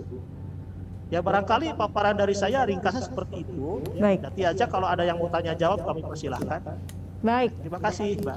Selamat. Terima kasih banyak Pak Emran, Rahmana Emran Kartasasmita, Rektor Kepala Sekolah Farmasi Institut Teknologi Bandung telah memaparkan materinya untuk hari ini terkait diskusi kita atau virtual webinar kita. Ini sudah ada pertanyaan begitu ya, dan saya juga tadi menarik dari apa yang sudah disampaikan oleh Ibu Dini tadi terkait jenis-jenis dari kanabis juga. Ini ada yang mengandung THC dan koreksi saya kalau saya salah ya, karena baru belajar juga nih akhirnya ya, THC dan CBD begitu, yang ternyata di Indonesia justru kandungan THC-nya yang jauh lebih tinggi, yang memberikan efek adiksi yang lebih besar terhadap tanaman kanabis dibandingkan CBD itu tadi. Nah, pertanyaannya saya ada pertanyaan, saya sampaikan dulu, saya berikan kepada Pak Roy Sumirat. Ini kalau kita melihat dari Prof. Hikmahanto, tidak perlu bahwa menurut Prof. Hikmahanto ini tidak perlu meratifikasi konvensi karena tanpa itu Indonesia sudah memiliki kedaulatan hukum sendiri. Kembali lagi juga tadi kandungan kanabis di Indonesia juga ternyata THC-nya juga jauh lebih tinggi juga begitu ya. Jika hasil dari PBB terkait scheduling kanabis dan kanabis resin ini tidak kita ikuti dan undang-undang tetap menerapkan sesuai dengan konstitusi yang berlaku sekarang, apakah ada sanksi bagi Indonesia jika kita tidak merubah scheduling tersebut ke dalam Undang-Undang Nomor 35 Tahun 2009 tentang narkotika?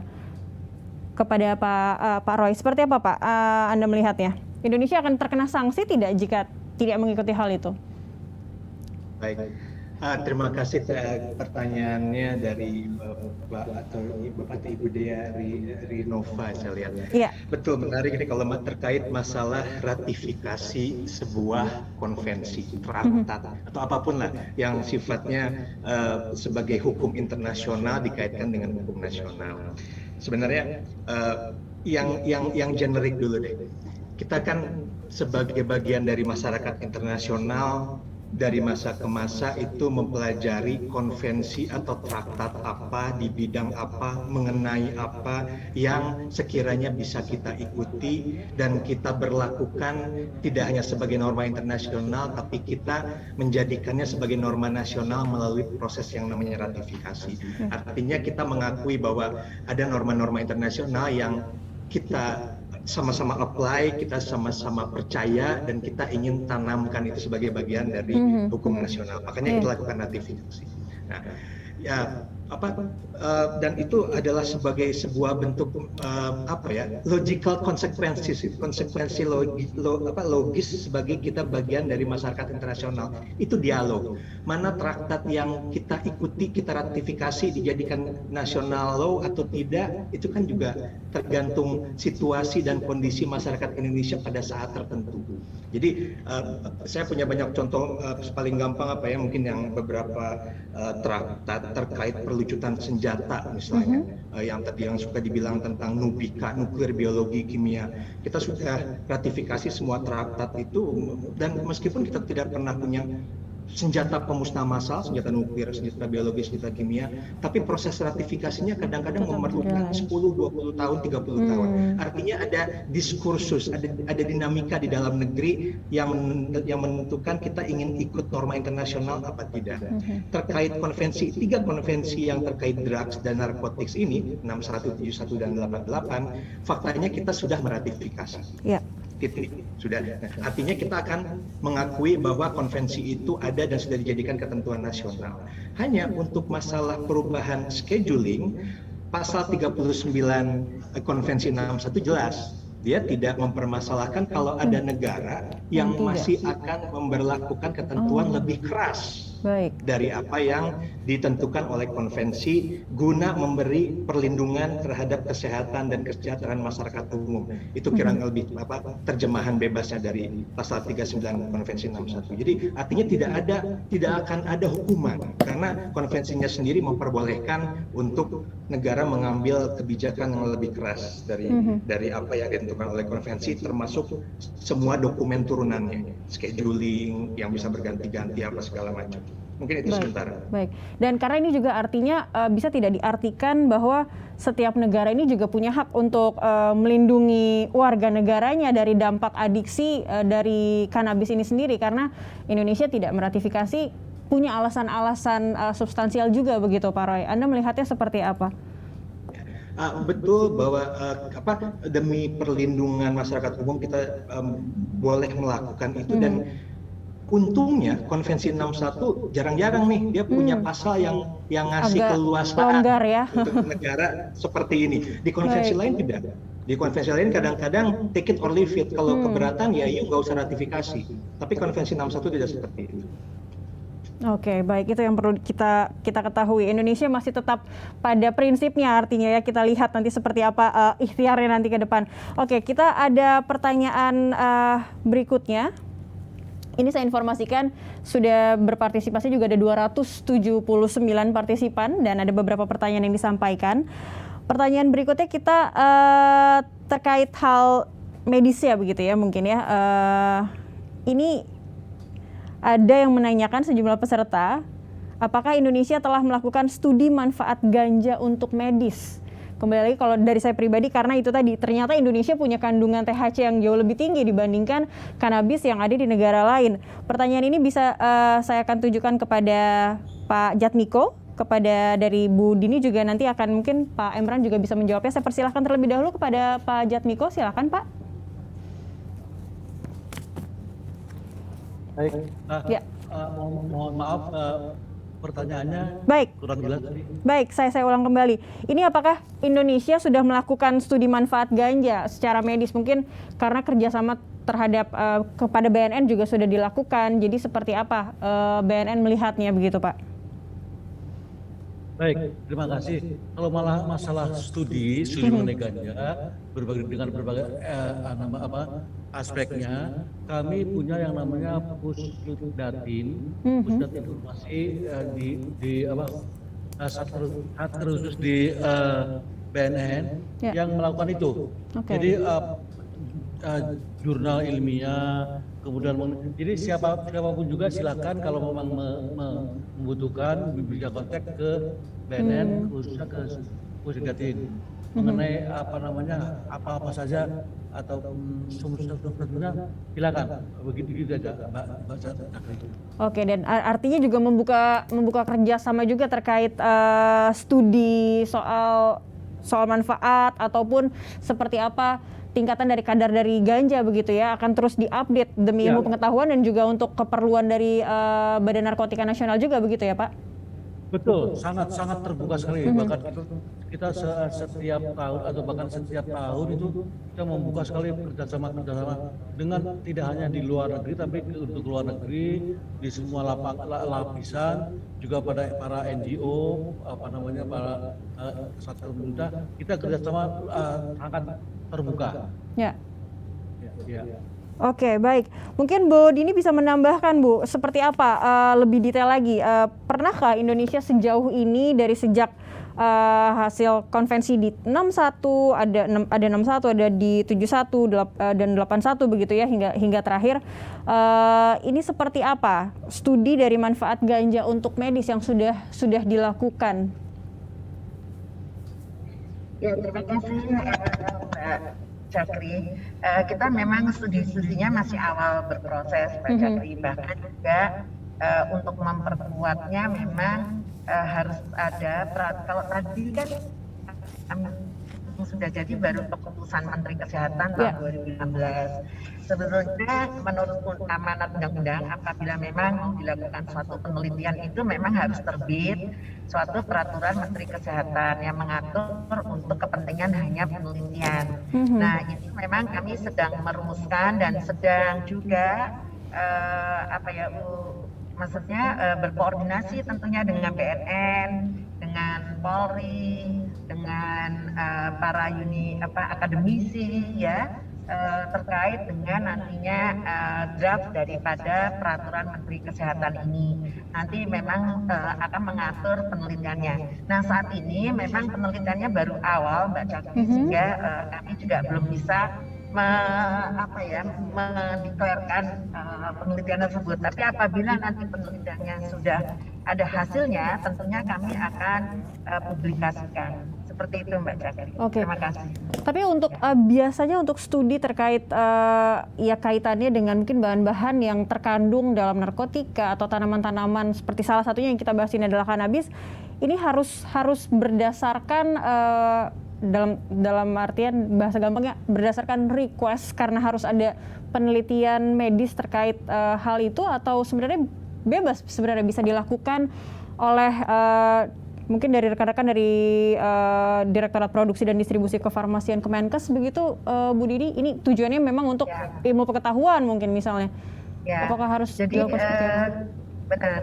Kalau di Kementerian Kesehatan yang melakukan penelitian itu adanya di bawah Badan Litbangkesnya Kementerian Kesehatan yang saat sekarang menjadi Badan untuk Pengaturan Kebijakan. Namun di Tawamangu kami mempunyai B2P2TOT itu adalah Balai untuk Penelitian Obat Tradisional di sana, B2P2TOT. Nah, kami tentunya Indonesia juga tidak ketinggalan zaman, selalu update ya. Nah, usulan penelitian itu memang harus dilakukan oleh suatu institusi lain. Misalnya ITB gitu ya, mau melakukan penelitian bersama. Karena sama-sama komisi nasionalnya ya. Ya, seperti itu. Oke, baik. Artinya ini kerjasamanya bisa terus ditingkatkan kalau untuk kita ingin meneliti seperti apa lagi manfaat. Adakah perubahan dari manfaat kanabis ini sebenarnya bisa dilakukan begitu ya antara kerjasama banyak institusi, dari Kementerian Luar Negeri juga bisa kepada Kementerian Kesehatan dan juga dari institusi akademisi begitu ya.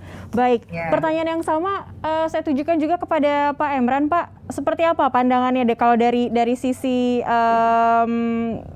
akademisi begitu ya, mungkin dari peneliti juga begitu, Anda dari Sekolah Farmasi ITB, untuk melihat seperti apa studi manfaat ganja untuk medis yang dilakukan selama ini dan pemanfaatannya sejauh ini sudah benar tidak dengan harapan dari para teman-teman akademisi atau dari teman-teman dari peneliti begitu.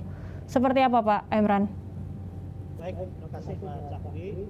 Jadi alhamdulillah di forum ini kita bisa ketemu dari lintas sektoral ya. Betul. Jadi saling mendukung ini semuanya ya Pak ya? Ya, saling mendukung. Kalau kami dari dunia perguruan tinggi akademisi tentu saja penelitian itu kan sudah jadi tupoksi kami ya. Betul. Pengajaran, penelitian dan pengabdian masyarakat. Jadi kami pasti sangat senang apabila nanti suatu saat kami juga bisa mulai bergerak meneliti tanaman ini ya. Maksudnya zat aktif dari tanaman ini untuk kepentingan medis. Nah, sebetulnya saya semester ini kebetulan juga udah mulai. Namun karena ini menyangkut aspek perizinan untuk penggunaan tanaman ganja itu saya belum berani secara eksperimental laboratorium. Yang kami sudah lakukan itu namanya penelitian komputasi atau in silico study, yaitu mempelajari interaksi berbagai macam senyawa ini dengan berbagai macam target dalam tubuh kita secara simulasi dalam komputer. Nah, tapi itu secara keilmuan di bidang medicinal chemistry atau bidang kami farmasi sudah lazim. Dan itu juga diakui sebagai suatu penelitian ilmiah. Jadi kami sudah mulai beberapa mahasiswa, ada 3 atau 4 mahasiswa yang di masa pandemi ini juga kan kesulitan itu untuk akses ke laboratorium secara basah. Jadi melakukan penelitian secara in silico menggunakan komputer untuk melakukan interaksi. Nah, tapi nanti ke depan saya juga sering berkomunikasi dengan Pak Pusdatin di BNN, karena kebetulan saya juga suka bantu-bantu Pak Direktur itu kalau ada acara-acara BNN. Jadi kami punya hubungan baik dengan Pak Pusdatin, sudah bicara-bicara tentang kemungkinan kedepannya untuk implementasi penelitian secara laboratorium terkait dengan ganja ini. Nah, nanti kalau aspek legalitas, regulasinya dari Kemenkes sudah jelas, berita sudah jelas, kami ya berani. Kalau sekarang ini semua orang takut, siapa yang berani gitu meneliti ganja begitu ya Pak? Kita ditangkap nanti kan kita sama polisi gitu. Jadi ada yang berani saat ini karena memang ya menyangkut aspek hukum kan tadi. Tapi kalau hanya melakukan komputasi secara in silico atau simulasi dalam komputer itu nggak ada masalah karena tidak ada barang secara itu wujud secara fisik begitu ya Pak Emran ya? Tidak ada, kita hanya modelkan struktur kimianya berinteraksi dengan target-target dalam tubuh kita. Tapi itu sudah diakui sebagai bagian dari sains, gitu, sains di bidang farmasi. Baik, Itu penelitian awal. Yang kedepannya kalau legalitasnya sudah jelas, aturan sudah jelas, kami siap untuk bekerjasama dengan BNN, dengan Kemkes, dan juga dengan siapa saja komunitas ilmiah di negeri ini begitu. Siap saja kami. Ya, Pak Roy, ini jawaban dari Pak Emran sebenarnya menarik begitu ya. Peneliti atau akademisi ini penting sebenarnya melakukan penelitian ini karena kita saling mendukung. Siapa tahu ini juga bisa menjadi bahan masukan begitu, bahan masukan materi saat teman-teman dari Kemenlu begitu kembali lagi menghadiri konvensi mungkin di PBB atau CND. Bagaimana jika peneliti ini ingin meneliti tapi tanpa menggunakan bahan bakunya secara fisik, secara hukum seperti apa? Apakah ini bisa menjadi pertimbangan juga secara hukumnya atau seperti apa pandangannya begitu, Pak Roy? Oke, kalau boleh saya approach-nya begini, Mbak Cakri. Artinya kalau delegasi Indonesia itu hadir dalam sebuah meeting internasional itu tentu tidak mewakili salah satu pihak kementerian teknis atau kementerian saja atau salah satu stakeholder, tapi yang berangkat adalah pengejawatahan realisasi mewakili rakyat Indonesia hadir di sebuah forum internasional. Artinya biasanya hampir di semua, bukan hampir, bisa dibilang seluruh meeting internasional yang kita hadirin, baik itu diwakili oleh wakil dari Kementerian Luar Negeri atau dari kementerian lain, kalau memang itu pertemuan yang bersifat teknis, itu selalu didahului oleh pertemuan pendahuluan di dalam negeri yang tujuannya untuk menyerap aspirasi dulu nih. Artinya di situ terbuka peluang bagaimana kalangan akademisi atau mungkin LSM bisa memberikan pandangannya. Tentu itu harus dilakukan sesuai prosedur yang berlaku di ketentuannya di tanah air. Dalam hal ini mungkin teman-teman dari Kemkes atau BNN dalam posisi yang lebih jelas untuk bagaimana mengabsorb masukan tersebut sebelum nanti kita bawa bersama untuk dipresentasikan di forum internasional secara proper, secara Ya, artinya sudah sebelum sampai ke konvensi yang lebih besar kepada forum internasional ini semuanya aspirasi ataupun pandangan hasil penelitian pun sudah dikaji lebih dulu begitu ya, Pak Roy ya. Baik. Kita ada pertanyaan selanjutnya dan saya juga kembali mengingatkan kepada partisipan kita hari ini untuk memberikan pertanyaan melalui fitur Q&A yang terdapat pada kolom Zoom Anda masing-masing dan kembali menyertakan pertanyaan ditujukan kepada narasumber kita. Hari ini ada 4 orang, kepada siapa begitu, dan memberikan nama penanya. Selanjutnya ini dari Pak Jasril, Ketua DPD Vokan Riau. Beliau ingin bertanya kepada Bu Dini. Ini sesuai Undang-Undang Nomor 2 Tahun 2015, di mana ganja hanya diperbolehkan untuk kepentingan penelitian. Apakah termonitor begitu Bu oleh Kemenkes sejauh ini berapa persen yang menyalahgunakan ketentuan itu? Mungkin ada yang masuk betul untuk kepenelitian atau Kemenkes ada tidak terdata tidak ini disalahgunakan untuk hal lain begitu. Seperti apa Ibu?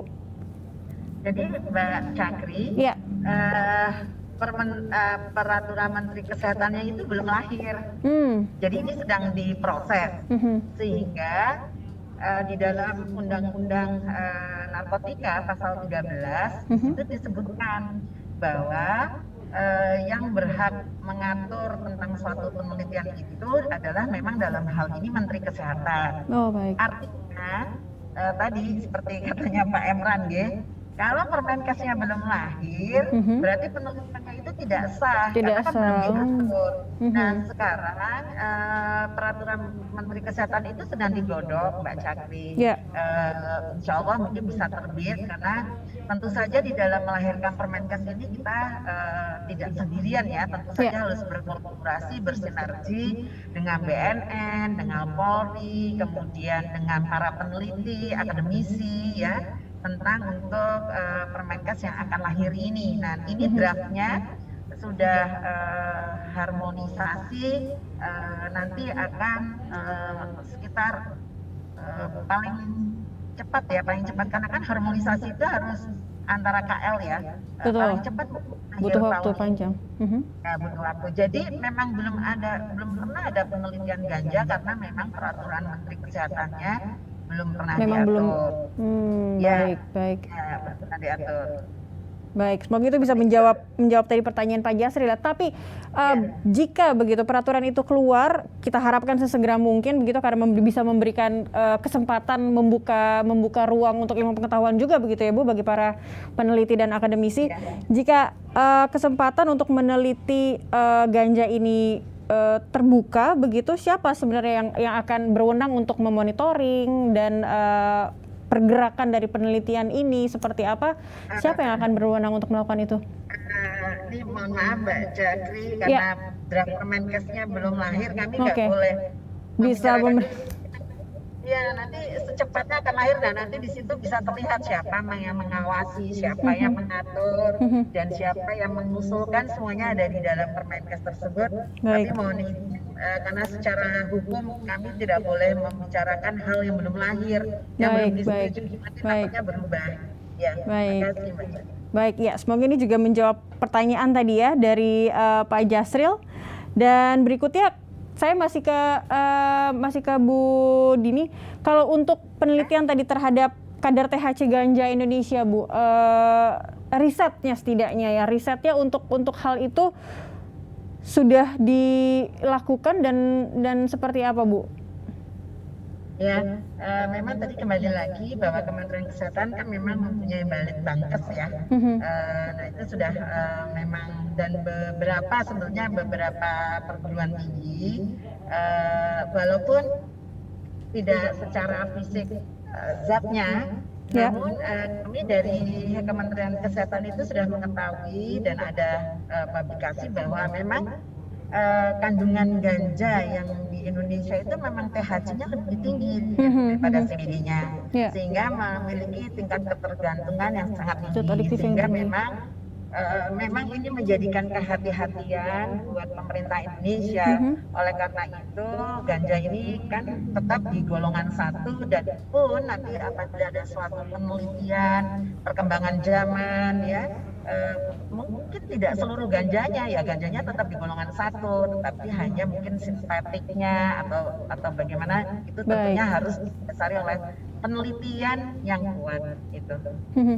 Ya, ini mungkin jadi bisa berkaitan ya, bersinggungan dengan pertanyaan saya kepada Pak Jatmiko. Pak Jatmiko, kalau memang penelitian terkait ganja memang belum dilakukan oleh para peneliti kita, akademisi kita, bagaimana BNN juga bisa terus mengupdate nih? Karena prekursor tadi Bu Dini sempat menjelaskan, mungkin obatnya tadi obat pernafasan begitu ya Bu ya, tapi prekursornya bisa diambil, bisa disalahgunakan begitu, bisa dimodifikasi justru menjadi narkotika. Nah, bagaimana dari BNN sendiri bisa mengupgrade ini yang namanya tindak kejahatan, kadang bisa lebih upgrade begitu dari pelaksanaan hukumnya begitu Pak, dari penindakannya. Seperti apa Pak Jatmiko? Nah, kalau dari sisi BNN, kalau mengenai hal-hal prekursor ataupun ganja tadi, tentunya yang lebih berwenang itu substansinya adalah Kementerian Kesehatan. Ya, yang lebih memberikan semacam kepastiannya. Kemudian dari segi BNN lah kita kemudian memberikan regulasinya, bagaimana sikap-sikap yang harus kita lakukan terhadap kasus seperti itu.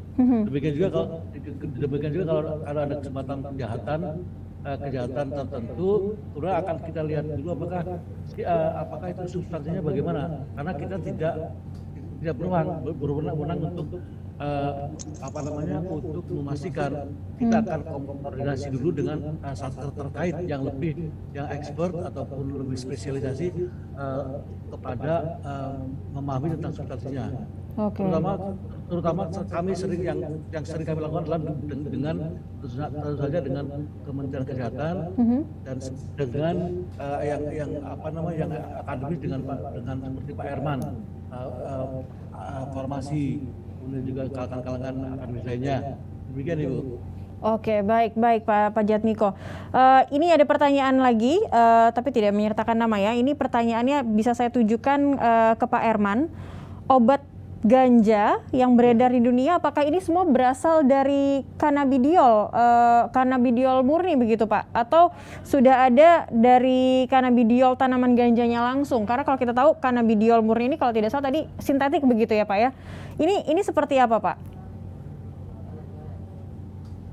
Ya, terima kasih. Mudah-mudahan suara saya jelas. Ini bandwidth-nya di hotel agak repot. Iya, semoga saat ini jelas nih Pak. Mohon maaf. Ya, silakan Pak Herman. Ya. Jadi yang saya sampaikan obat yang di Amerika sudah diizinkan oleh FDA itu yang pertama merek dagangnya Marino. Ini adalah yang tadi sudah ditunjukkan dronabinol sintetik.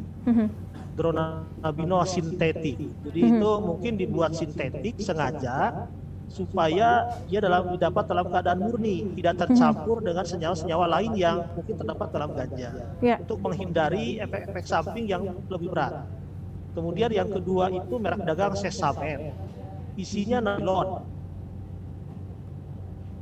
Nabilon itu juga senyawa 100% sintetik, bahkan itu tidak ada dalam tanaman ganja. Nabilon itu hanya inspirasinya struktur, tapi di alam tidak ada, itu 100% sintetik. Kemudian yang ketiga itu Epidiolex tadi ya, isinya itu cannabidiol. Nah itu yang bisa didapat secara sintetik maupun bisa dibuat secara isolasi dari tanaman ganja. Tapi memang cannabidiol itu di antara 3 obat yang sudah diizinkan di Amerika yang berbasis struktur cannabinoid itu Epidiolex atau cannabidiol itu paling ringan efek. Yang paling berat itu yang pertama adalah Marinol, merek dagangnya, isinya adalah dronabinol sintetik atau delta 9 sintetik kalau bahasa kimia.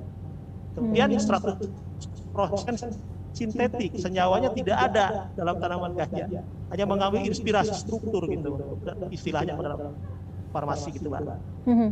Mudah-mudahan apakah jelas suara saya? Iya, sedikit terputus-putus, cuman tadi tergambarkan karena tadi juga sempat disertakan oleh Pak Emran juga tadi ya informasi dan beberapa gambaran ya tadi di slide Bapak sebelumnya.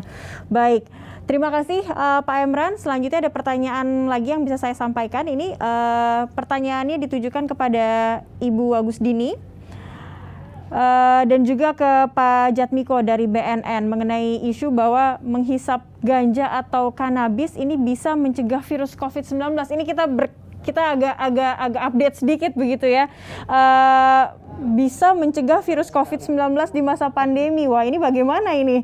Jangan-jangan kita malah jadi jangan menyesatkan ya Pak Roy ya. Ini juga nanti saya mungkin minta tanggapan juga nanti dari Pak Roy. Saya ke Bu Dini dulu, silakan Bu. Ya, belum ada penelitiannya dan belum ada penelitiannya dari Indonesia maupun dari penelitian dari luar negeri yang menyatakan bahwa menghisap ganja itu dapat menghilangkan COVID-19 ya, itu tidak benar, Mbak. Iya. Jadi sebenarnya kita Indonesia itu menerbitkan buku tentang pedoman buat penanganan COVID-19. Nah, di sana itu sudah disebutkan obat-obat tertentu. Jadi tidak benar. Kanabis tidak masuk ya Bu ya? Kanabis tidak masuk sama sekali. Dari penelitian internasional juga tidak ada. Baik. Semoga itu sudah terjawab. Ini pertanyaannya masuk ke saya tapi tidak memberikan nama ini. Baik. Dan begitu juga mungkin ada hal lain yang bisa disampaikan oleh Pak Emran, Pak? Ya itu aja kalau statement jelas ya, tadi Pak, ya? Bahwa Halo, ya, jelas? Silakan Pak, jelas Pak. Kalau menghisap ganja bisa mengobati COVID itu menurut saya tidak punya bukti sama sekali. Saya lihat dari WHO maupun dari lembaga-lembaga lain di dunia yang kompeten mengenai itu, tidak ada merekomendasikan itu untuk obat COVID-19 itu sama sekali. Menurut saya jauh dari kebenaran ilmiah lah setidaknya. Baik. Jadi buktinya nggak ada. Baik. Baik, ini karena mungkin masyarakat kita sudah terlalu fatigue, jadi mungkin mereka melihat ada peluang apapun jadi menjadi bahan pertanyaan begitu. Jadi ini jelas tidak ada kaitannya sama sekali begitu ya, tidak berkaitan dengan menghisap ganja terkait terhadap COVID-19. Baik, selanjutnya kepada Ibu Dini lagi, ini dari ICJR Indonesia, Ibu, saya bacakan. Ketika Permenkes sudah terbit dan penelitian tentang ganja secara praktis ini bisa dilakukan, apakah ketentuan pasal 8 ayat 1 Undang-Undang Narkotika mengenai pelarangan narkotika untuk pelayanan kesehatan bisa menjadi penghalang kelancaran untuk pengobatan atau terapi medis ataupun terhadap penelitian ke depan, Bu? Seperti apa khususnya ya itu tadi mungkin penelitian-penelitian yang berorientasi kepada kesehatan, kepada ilmu pengetahuan, seperti apa, Bu? Tentunya Mbak Cakri kan tadi kita bilang ya bahwa jadi kita harus membedakan ganja dengan isolatnya. Tadi juga sudah Pak Emran juga sudah menyatakan bahwa kalau kita bicara ganja secara seutuhnya tuh nggak boleh, dia tetap ada di golongan 1. Karena kan tadi kita tahu bahwa ganja yang di Indonesia itu THC-nya lebih tinggi. Nah, pada saat ini pemerintah masih menggolongkan ganja itu menjadi golongan 1 dan hanya untuk kepentingan penelitian. Artinya belum digunakan untuk terapi. Nah, namun suatu saat bila banyaknya penelitian, kemudian tadi ya Pak Emran mungkin ITB, university di Indonesia mengadakan penelitian, oh ternyata bisa loh diisolat, katakanlah diambil hanya cannabidiolnya dari tanaman ganja di Indonesia, kemudian diujikan, oh ternyata memang banyak efek terapinya, ada banyak manfaatnya.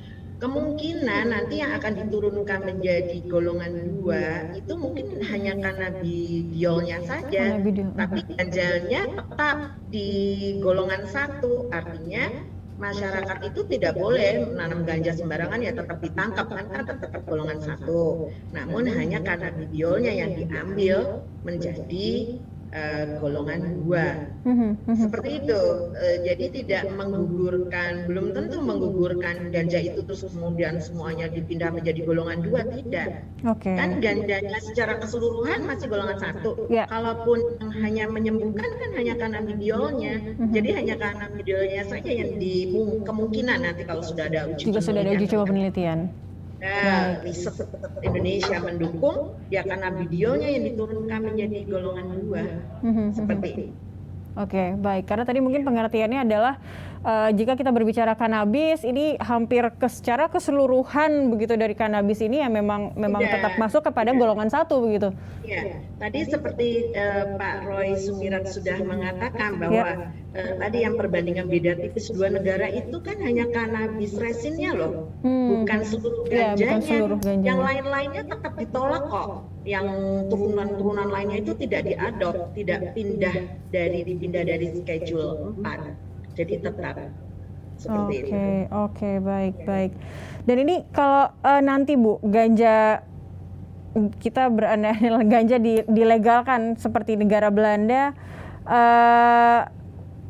apa kekhawatiran yang terbesar begitu jika banyak para sindikat yang memanfaatkan legalitas ganja ini begitu ya, khususnya melihat orang-orang Indonesia begitu. Tapi kita kembali lagi ya, perubahan scheduling ini tidak ke BNN. Tetapi baik. Kami sebetulnya dari Kementerian Kesehatan tidak mendukung pelegalan ganja juga karena sangat susah diatur gitu ya, karena Indonesia ini penduduknya banyak, bayangkan 235 juta penduduk Indonesia, bagaimana mau mengatur gitu ya, karena terlalu sulit untuk mengatur legalisasi ganja. Namun tadi bahwa Indonesia itu penelitian tetap didukung nanti dengan adanya lahirnya peraturan Menteri Kesehatan yang akan mengatur tentang suatu penelitian ganja untuk kepentingan penelitian, belum untuk kepentingan medis. Seperti itu. Baik. Ini artinya pertanyaannya jadi saya tujukan kepada Pak Jatmiko begitu ya Pak ya. Tapi kita tetap fokus karena tadi di awal Pak Roy juga sudah menyatakan perubahan scheduling ini bukan berarti tidak sama dengan legalisasi. Namun nampaknya peredaran ganja di Indonesia juga tidak serta-merta jadi menurun. Kalau Anda sendiri melihat masyarakat yang sudah mulai terpecah tadi antara mempertanyakan apakah ganja nanti akan dilegalisasi begitu atau tetap ada aturan hukum yang ketat begitu di negara kita, seperti apa BNN mensosialisasikannya kepada masyarakat? Dan monitoringnya sendiri seperti apa, Pak? Terima kasih, Mbak Krik. Jadi memang betul, kami punya concern untuk memberikan sosialisasi ini, hal ini terhadap BNN, terhadap masyarakat. Nah, dalam rangka ini kita sudah memberikan sosialisasi itu berikut tahap demi tahap di beberapa daerah, tapi belum terfokus, belum bisa seluruh masyarakat. Memang kami ingin ada semacam forum yang sifatnya nasional, dan makanya kemudian kami sangat appreciate sekali dengan adanya webinar ini. Gitu. Kemudian seperti yang dikatakan Ibu Agus Dini tadi, BNN juga cenderung tidak melonggarkan ganja, pengetatan ganja. Itu begitu dengan alasan seperti tadi, bahwa begitu sangat kompleksnya masyarakat itu dari segi sosial, ekonomi dan sebagainya. Sehingga terkait masalah sosialisasi itu kami akan terus memastikan sehingga yang namanya ganja ini betul-betul difahami oleh masyarakat. Kurang lebih hampir 100% lah bahwa ganja itu sebetulnya bagaimana, tanpa harus mengerti secara teknis yang dikatakan dari Bu Dini maupun Pak Herman. Secara awam kurang lebih begitu yang bisa BNN sampaikan, itu targetnya. Baik. Gitu, Baik. Ini mungkin pertanyaan terakhir sebelum nanti saya memberikan kesempatan kepada 4 panelis kita untuk memberikan closing statement terkait topik kita hari ini. Kepada saya pertanyaan ini terakhir penutup Pak Roy begitu yang tadi juga sudah membuka. Pak Roy, ini kita kembali lagi tujuannya adalah mensosialisasikan bahwa perubahan scheduling ini bukan untuk dipahami bahwa ada suara khususnya untuk di Indonesia bahwa ganja atau kanabis itu akan dilegalisasi. Tapi nampaknya tadi Anda juga yang sempat mengatakan pemahaman kita agak terpecah sekarang ini. Entah ada yang berharap ada legalisasi karena ada kebutuhan untuk mungkin terapi medis, itu yang sudah terlihat oleh banyak orang yang juga melakukan di Indonesia. Tapi juga hukum dan Indonesia yang tidak meratifikasi artinya tetap melindungi masyarakat Indonesia tidak menggunakan ganja sebagai narkotika. Nah, Anda sendiri melihatnya seperti apa mitos-mitos terkait legalisasi ini? Lalu ada memonitoringnya juga seperti apa? Mungkin dari Kemenlu juga punya gambaran tentang itu, Pak. Baik, terima kasih Mbak Jaki. Kalau boleh kita the way I see it, bahwa kita kan sekarang hidup dalam suasana demokrasi yang sangat luas. Saya tidak terbayang bahwa diskusi semacam ini kita bisa lakukan pada masa-masa beberapa puluh tahun yang lalu gitu. Betapa vibrantnya demokrasi kita dan itu dilihat oleh masyarakat internasional sebagai sebuah hal yang baik.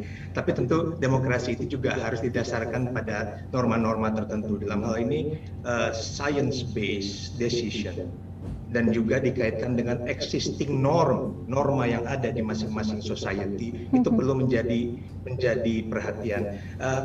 Jadi misalnya ketika tadi bicara masalah mitos, kita harus cek apa betul yang namanya legalisasi itu akan otomatis memudahkan monitoring misalnya. Masih banyak hal-hal yang belum tercodified sedemikian rupa. Bahkan di negara lain pun saja itu masih dibicarakan sesuai norma dan tingkat kemampuan mereka untuk melakukan monitoring. Oke, dan kebutuhan masyarakatnya juga mungkin ya Pak ya?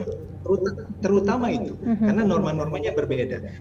Dan dalam hal ini tentu perlu untuk kita tidak juga gampang oversimplify masalah.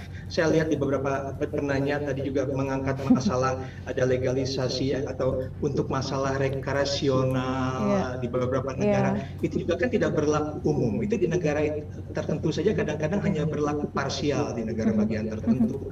Artinya dinamika, diskursus di masing-masing negara itu akan berbeda-beda. Saya tidak akan bicara masalah THC, CBD apa segala macam. Kalau saya bicara nanti disangkanya malah saya lagi bawa halusinasi. Tapi menurut saya yang penting adalah bagaimana kita bisa memainkan demokrasi kita ini untuk tujuan bersama, meskipun memang perlu waktu untuk bicara bersamanya kayak gimana. Oke, baik. Terima kasih Pak Roy. Sebelum penutup statement penutup dari masing-masing panelis, begitu mungkin saya akan mempersilahkan kepada Bu Dini untuk closing statement-nya terkait topik kita kali ini. Silahkan Bu Dini.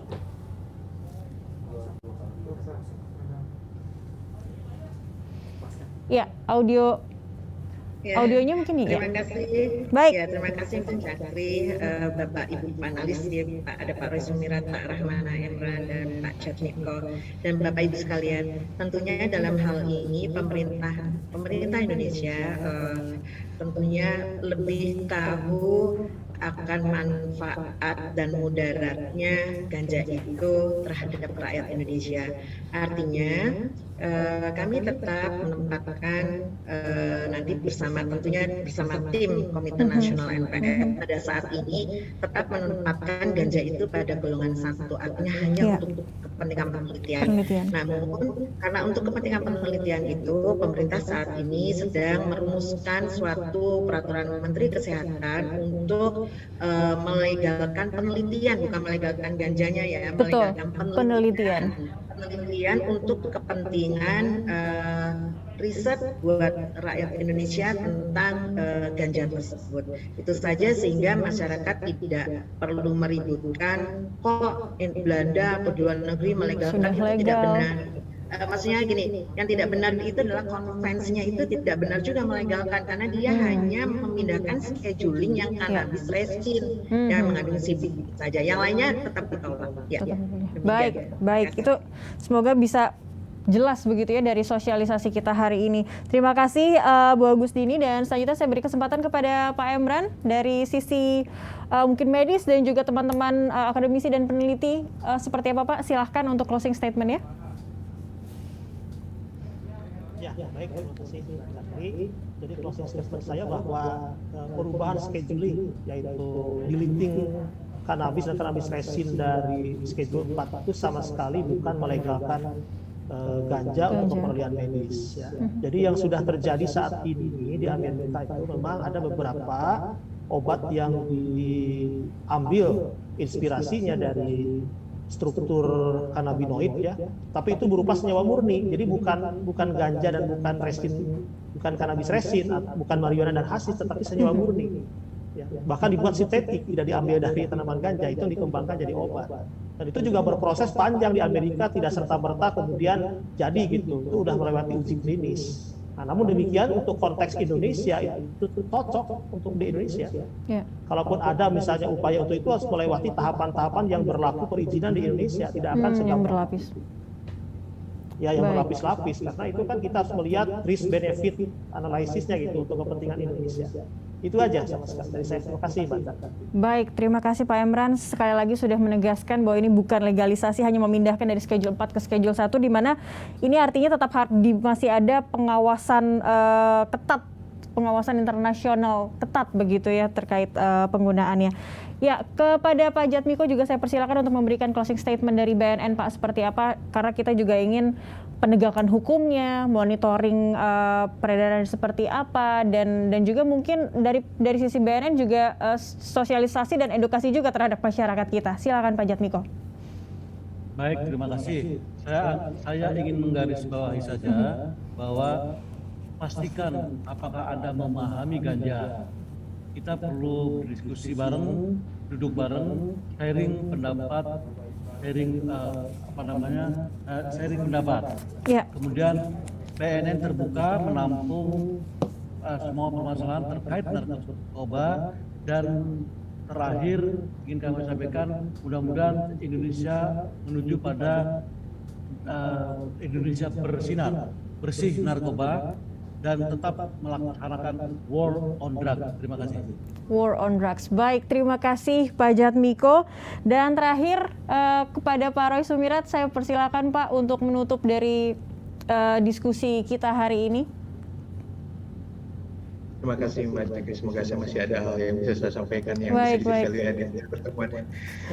Begini, sebagai masyarakat bagian dari masyarakat nasional, pastinya Indonesia tidak imun, tidak kebal dari perkembangan yang akan terjadi di dunia internasional. Dan tentu kita akan pelajari dan ikuti apa yang terjadi di dunia luar dan apakah itu applicable tentang di situasi kita dan apakah itu memang dibutuhkan oleh kita. Tapi juga at the same time kita juga tidak segan-segan untuk menyuarakan apa yang menurut kita betul atau berlaku di norma kita kepada masyarakat internasional. Jadi komunikasi dengan masyarakat internasional itu dua arah. Tapi at the same time komunikasi di dalam negeri pun dua arah. Nah, dalam hal ini untuk kami yang penting adalah untuk domestik nih, kalau kami melihat dari sudut pandang Kementerian Luar Negeri yang biasanya cuma ada di titik ujungnya aja nih, kalau ada masalah internasional kan dinamikanya internalnya kan sebenarnya di stakeholder dalam negeri. Betul. Yang penting itu kita adalah selalu at the same pace sama at the same page. Artinya kalau mau lari, kita itu harus bareng-bareng titik startnya dari mana dulu. Dan ketika kita lari, pace-nya juga harus diatur. Jangan yang kekencengan gitu sama yang itu nggak mau ngelihat yang ketinggalan. Yang ketinggalan juga harmonis begitu ya. Itu artinya tahapan-tahapan yang Pak Imran tadi bilang itu sangat penting. Bagaimana mungkin kita akan masuk tahapan penelitian. Jadi jangan tiba-tiba ujuk-ujuk ngomong tentang industrialisasi ganja misalnya. Itu something that is already jump ahead beberapa titik. Dan dalam hal ini yang penting adalah masyarakat luas harus mendukung komunikasi tersebut supaya sinergi. Dan ini terkait juga dengan keinginan pemerintah Indonesia untuk kembali melakukan campaign untuk menjadi anggota CND lagi untuk periode tahun 2024 yang kemungkinan pemilihannya dilakukan di tahun 2023. Dukungan masyarakat luas akan sangat penting untuk menunjukkan bahwa Indonesia bukan negara yang terbelakang di bidang memerangi narkotika, drugs. Baik, setuju sekali. Ditambah kita sambil menunggu Indonesia kembali lagi masuk menjadi anggota CND, ini juga sambil menunggu ya Bu Dini bahwa para peneliti kita bisa diberikan kesempatan untuk meneliti ganja sebagai penelitian medis begitu yang pastinya untuk kemaslahatan banyak masyarakat Indonesia.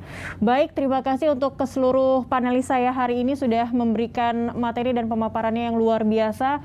Kita harapkan hari ini tujuan dari virtual webinar kita hari ini betul-betul sosialisasinya sampai kepada banyak pihak terkait dan juga seluruh partisipan yang sudah bergabung. Tadi tercatat 279, hampir menyentuh angka 300. Hingga saat ini sudah masih tersisa 258, artinya topik kita cukup menarik begitu ya. Sangat menarik menurut saya bahkan. Dan besok tanggal 26 Juni kita sama-sama merayakan International Day Against Drugs, Hari Anti Narkotika Internasional begitu. Kita harapkan Indonesia juga sesuai harapan bisa menjadi Indonesia bersinar, Indonesia yang bebas dari narkotika atau dari narkoba. Terima kasih kepada seluruh narasumber saya sekali lagi. Dan sekaligus ini menutup perjumpaan kita di virtual webinar kita hari ini dengan tema sosialisasi tindak lanjut perpindahan scheduling kanabis dan kanabis resin. Semoga bermanfaat untuk semuanya. Selamat sore dan salam sehat selalu. Saya Cakri Miller, pamit undur diri. Terima kasih juga kepada Kementerian Luar Negeri Republik Indonesia untuk terselenggaranya dari virtual webinar kita sore ini. Sampai jumpa. Terima kasih Bapak Ibu, Pak Roy. Terima kasih semuanya. Pak Ahmad Jamiko. Ya. Terima kasih Bu Bapak. Terima kasih Bu Dini. Terima kasih.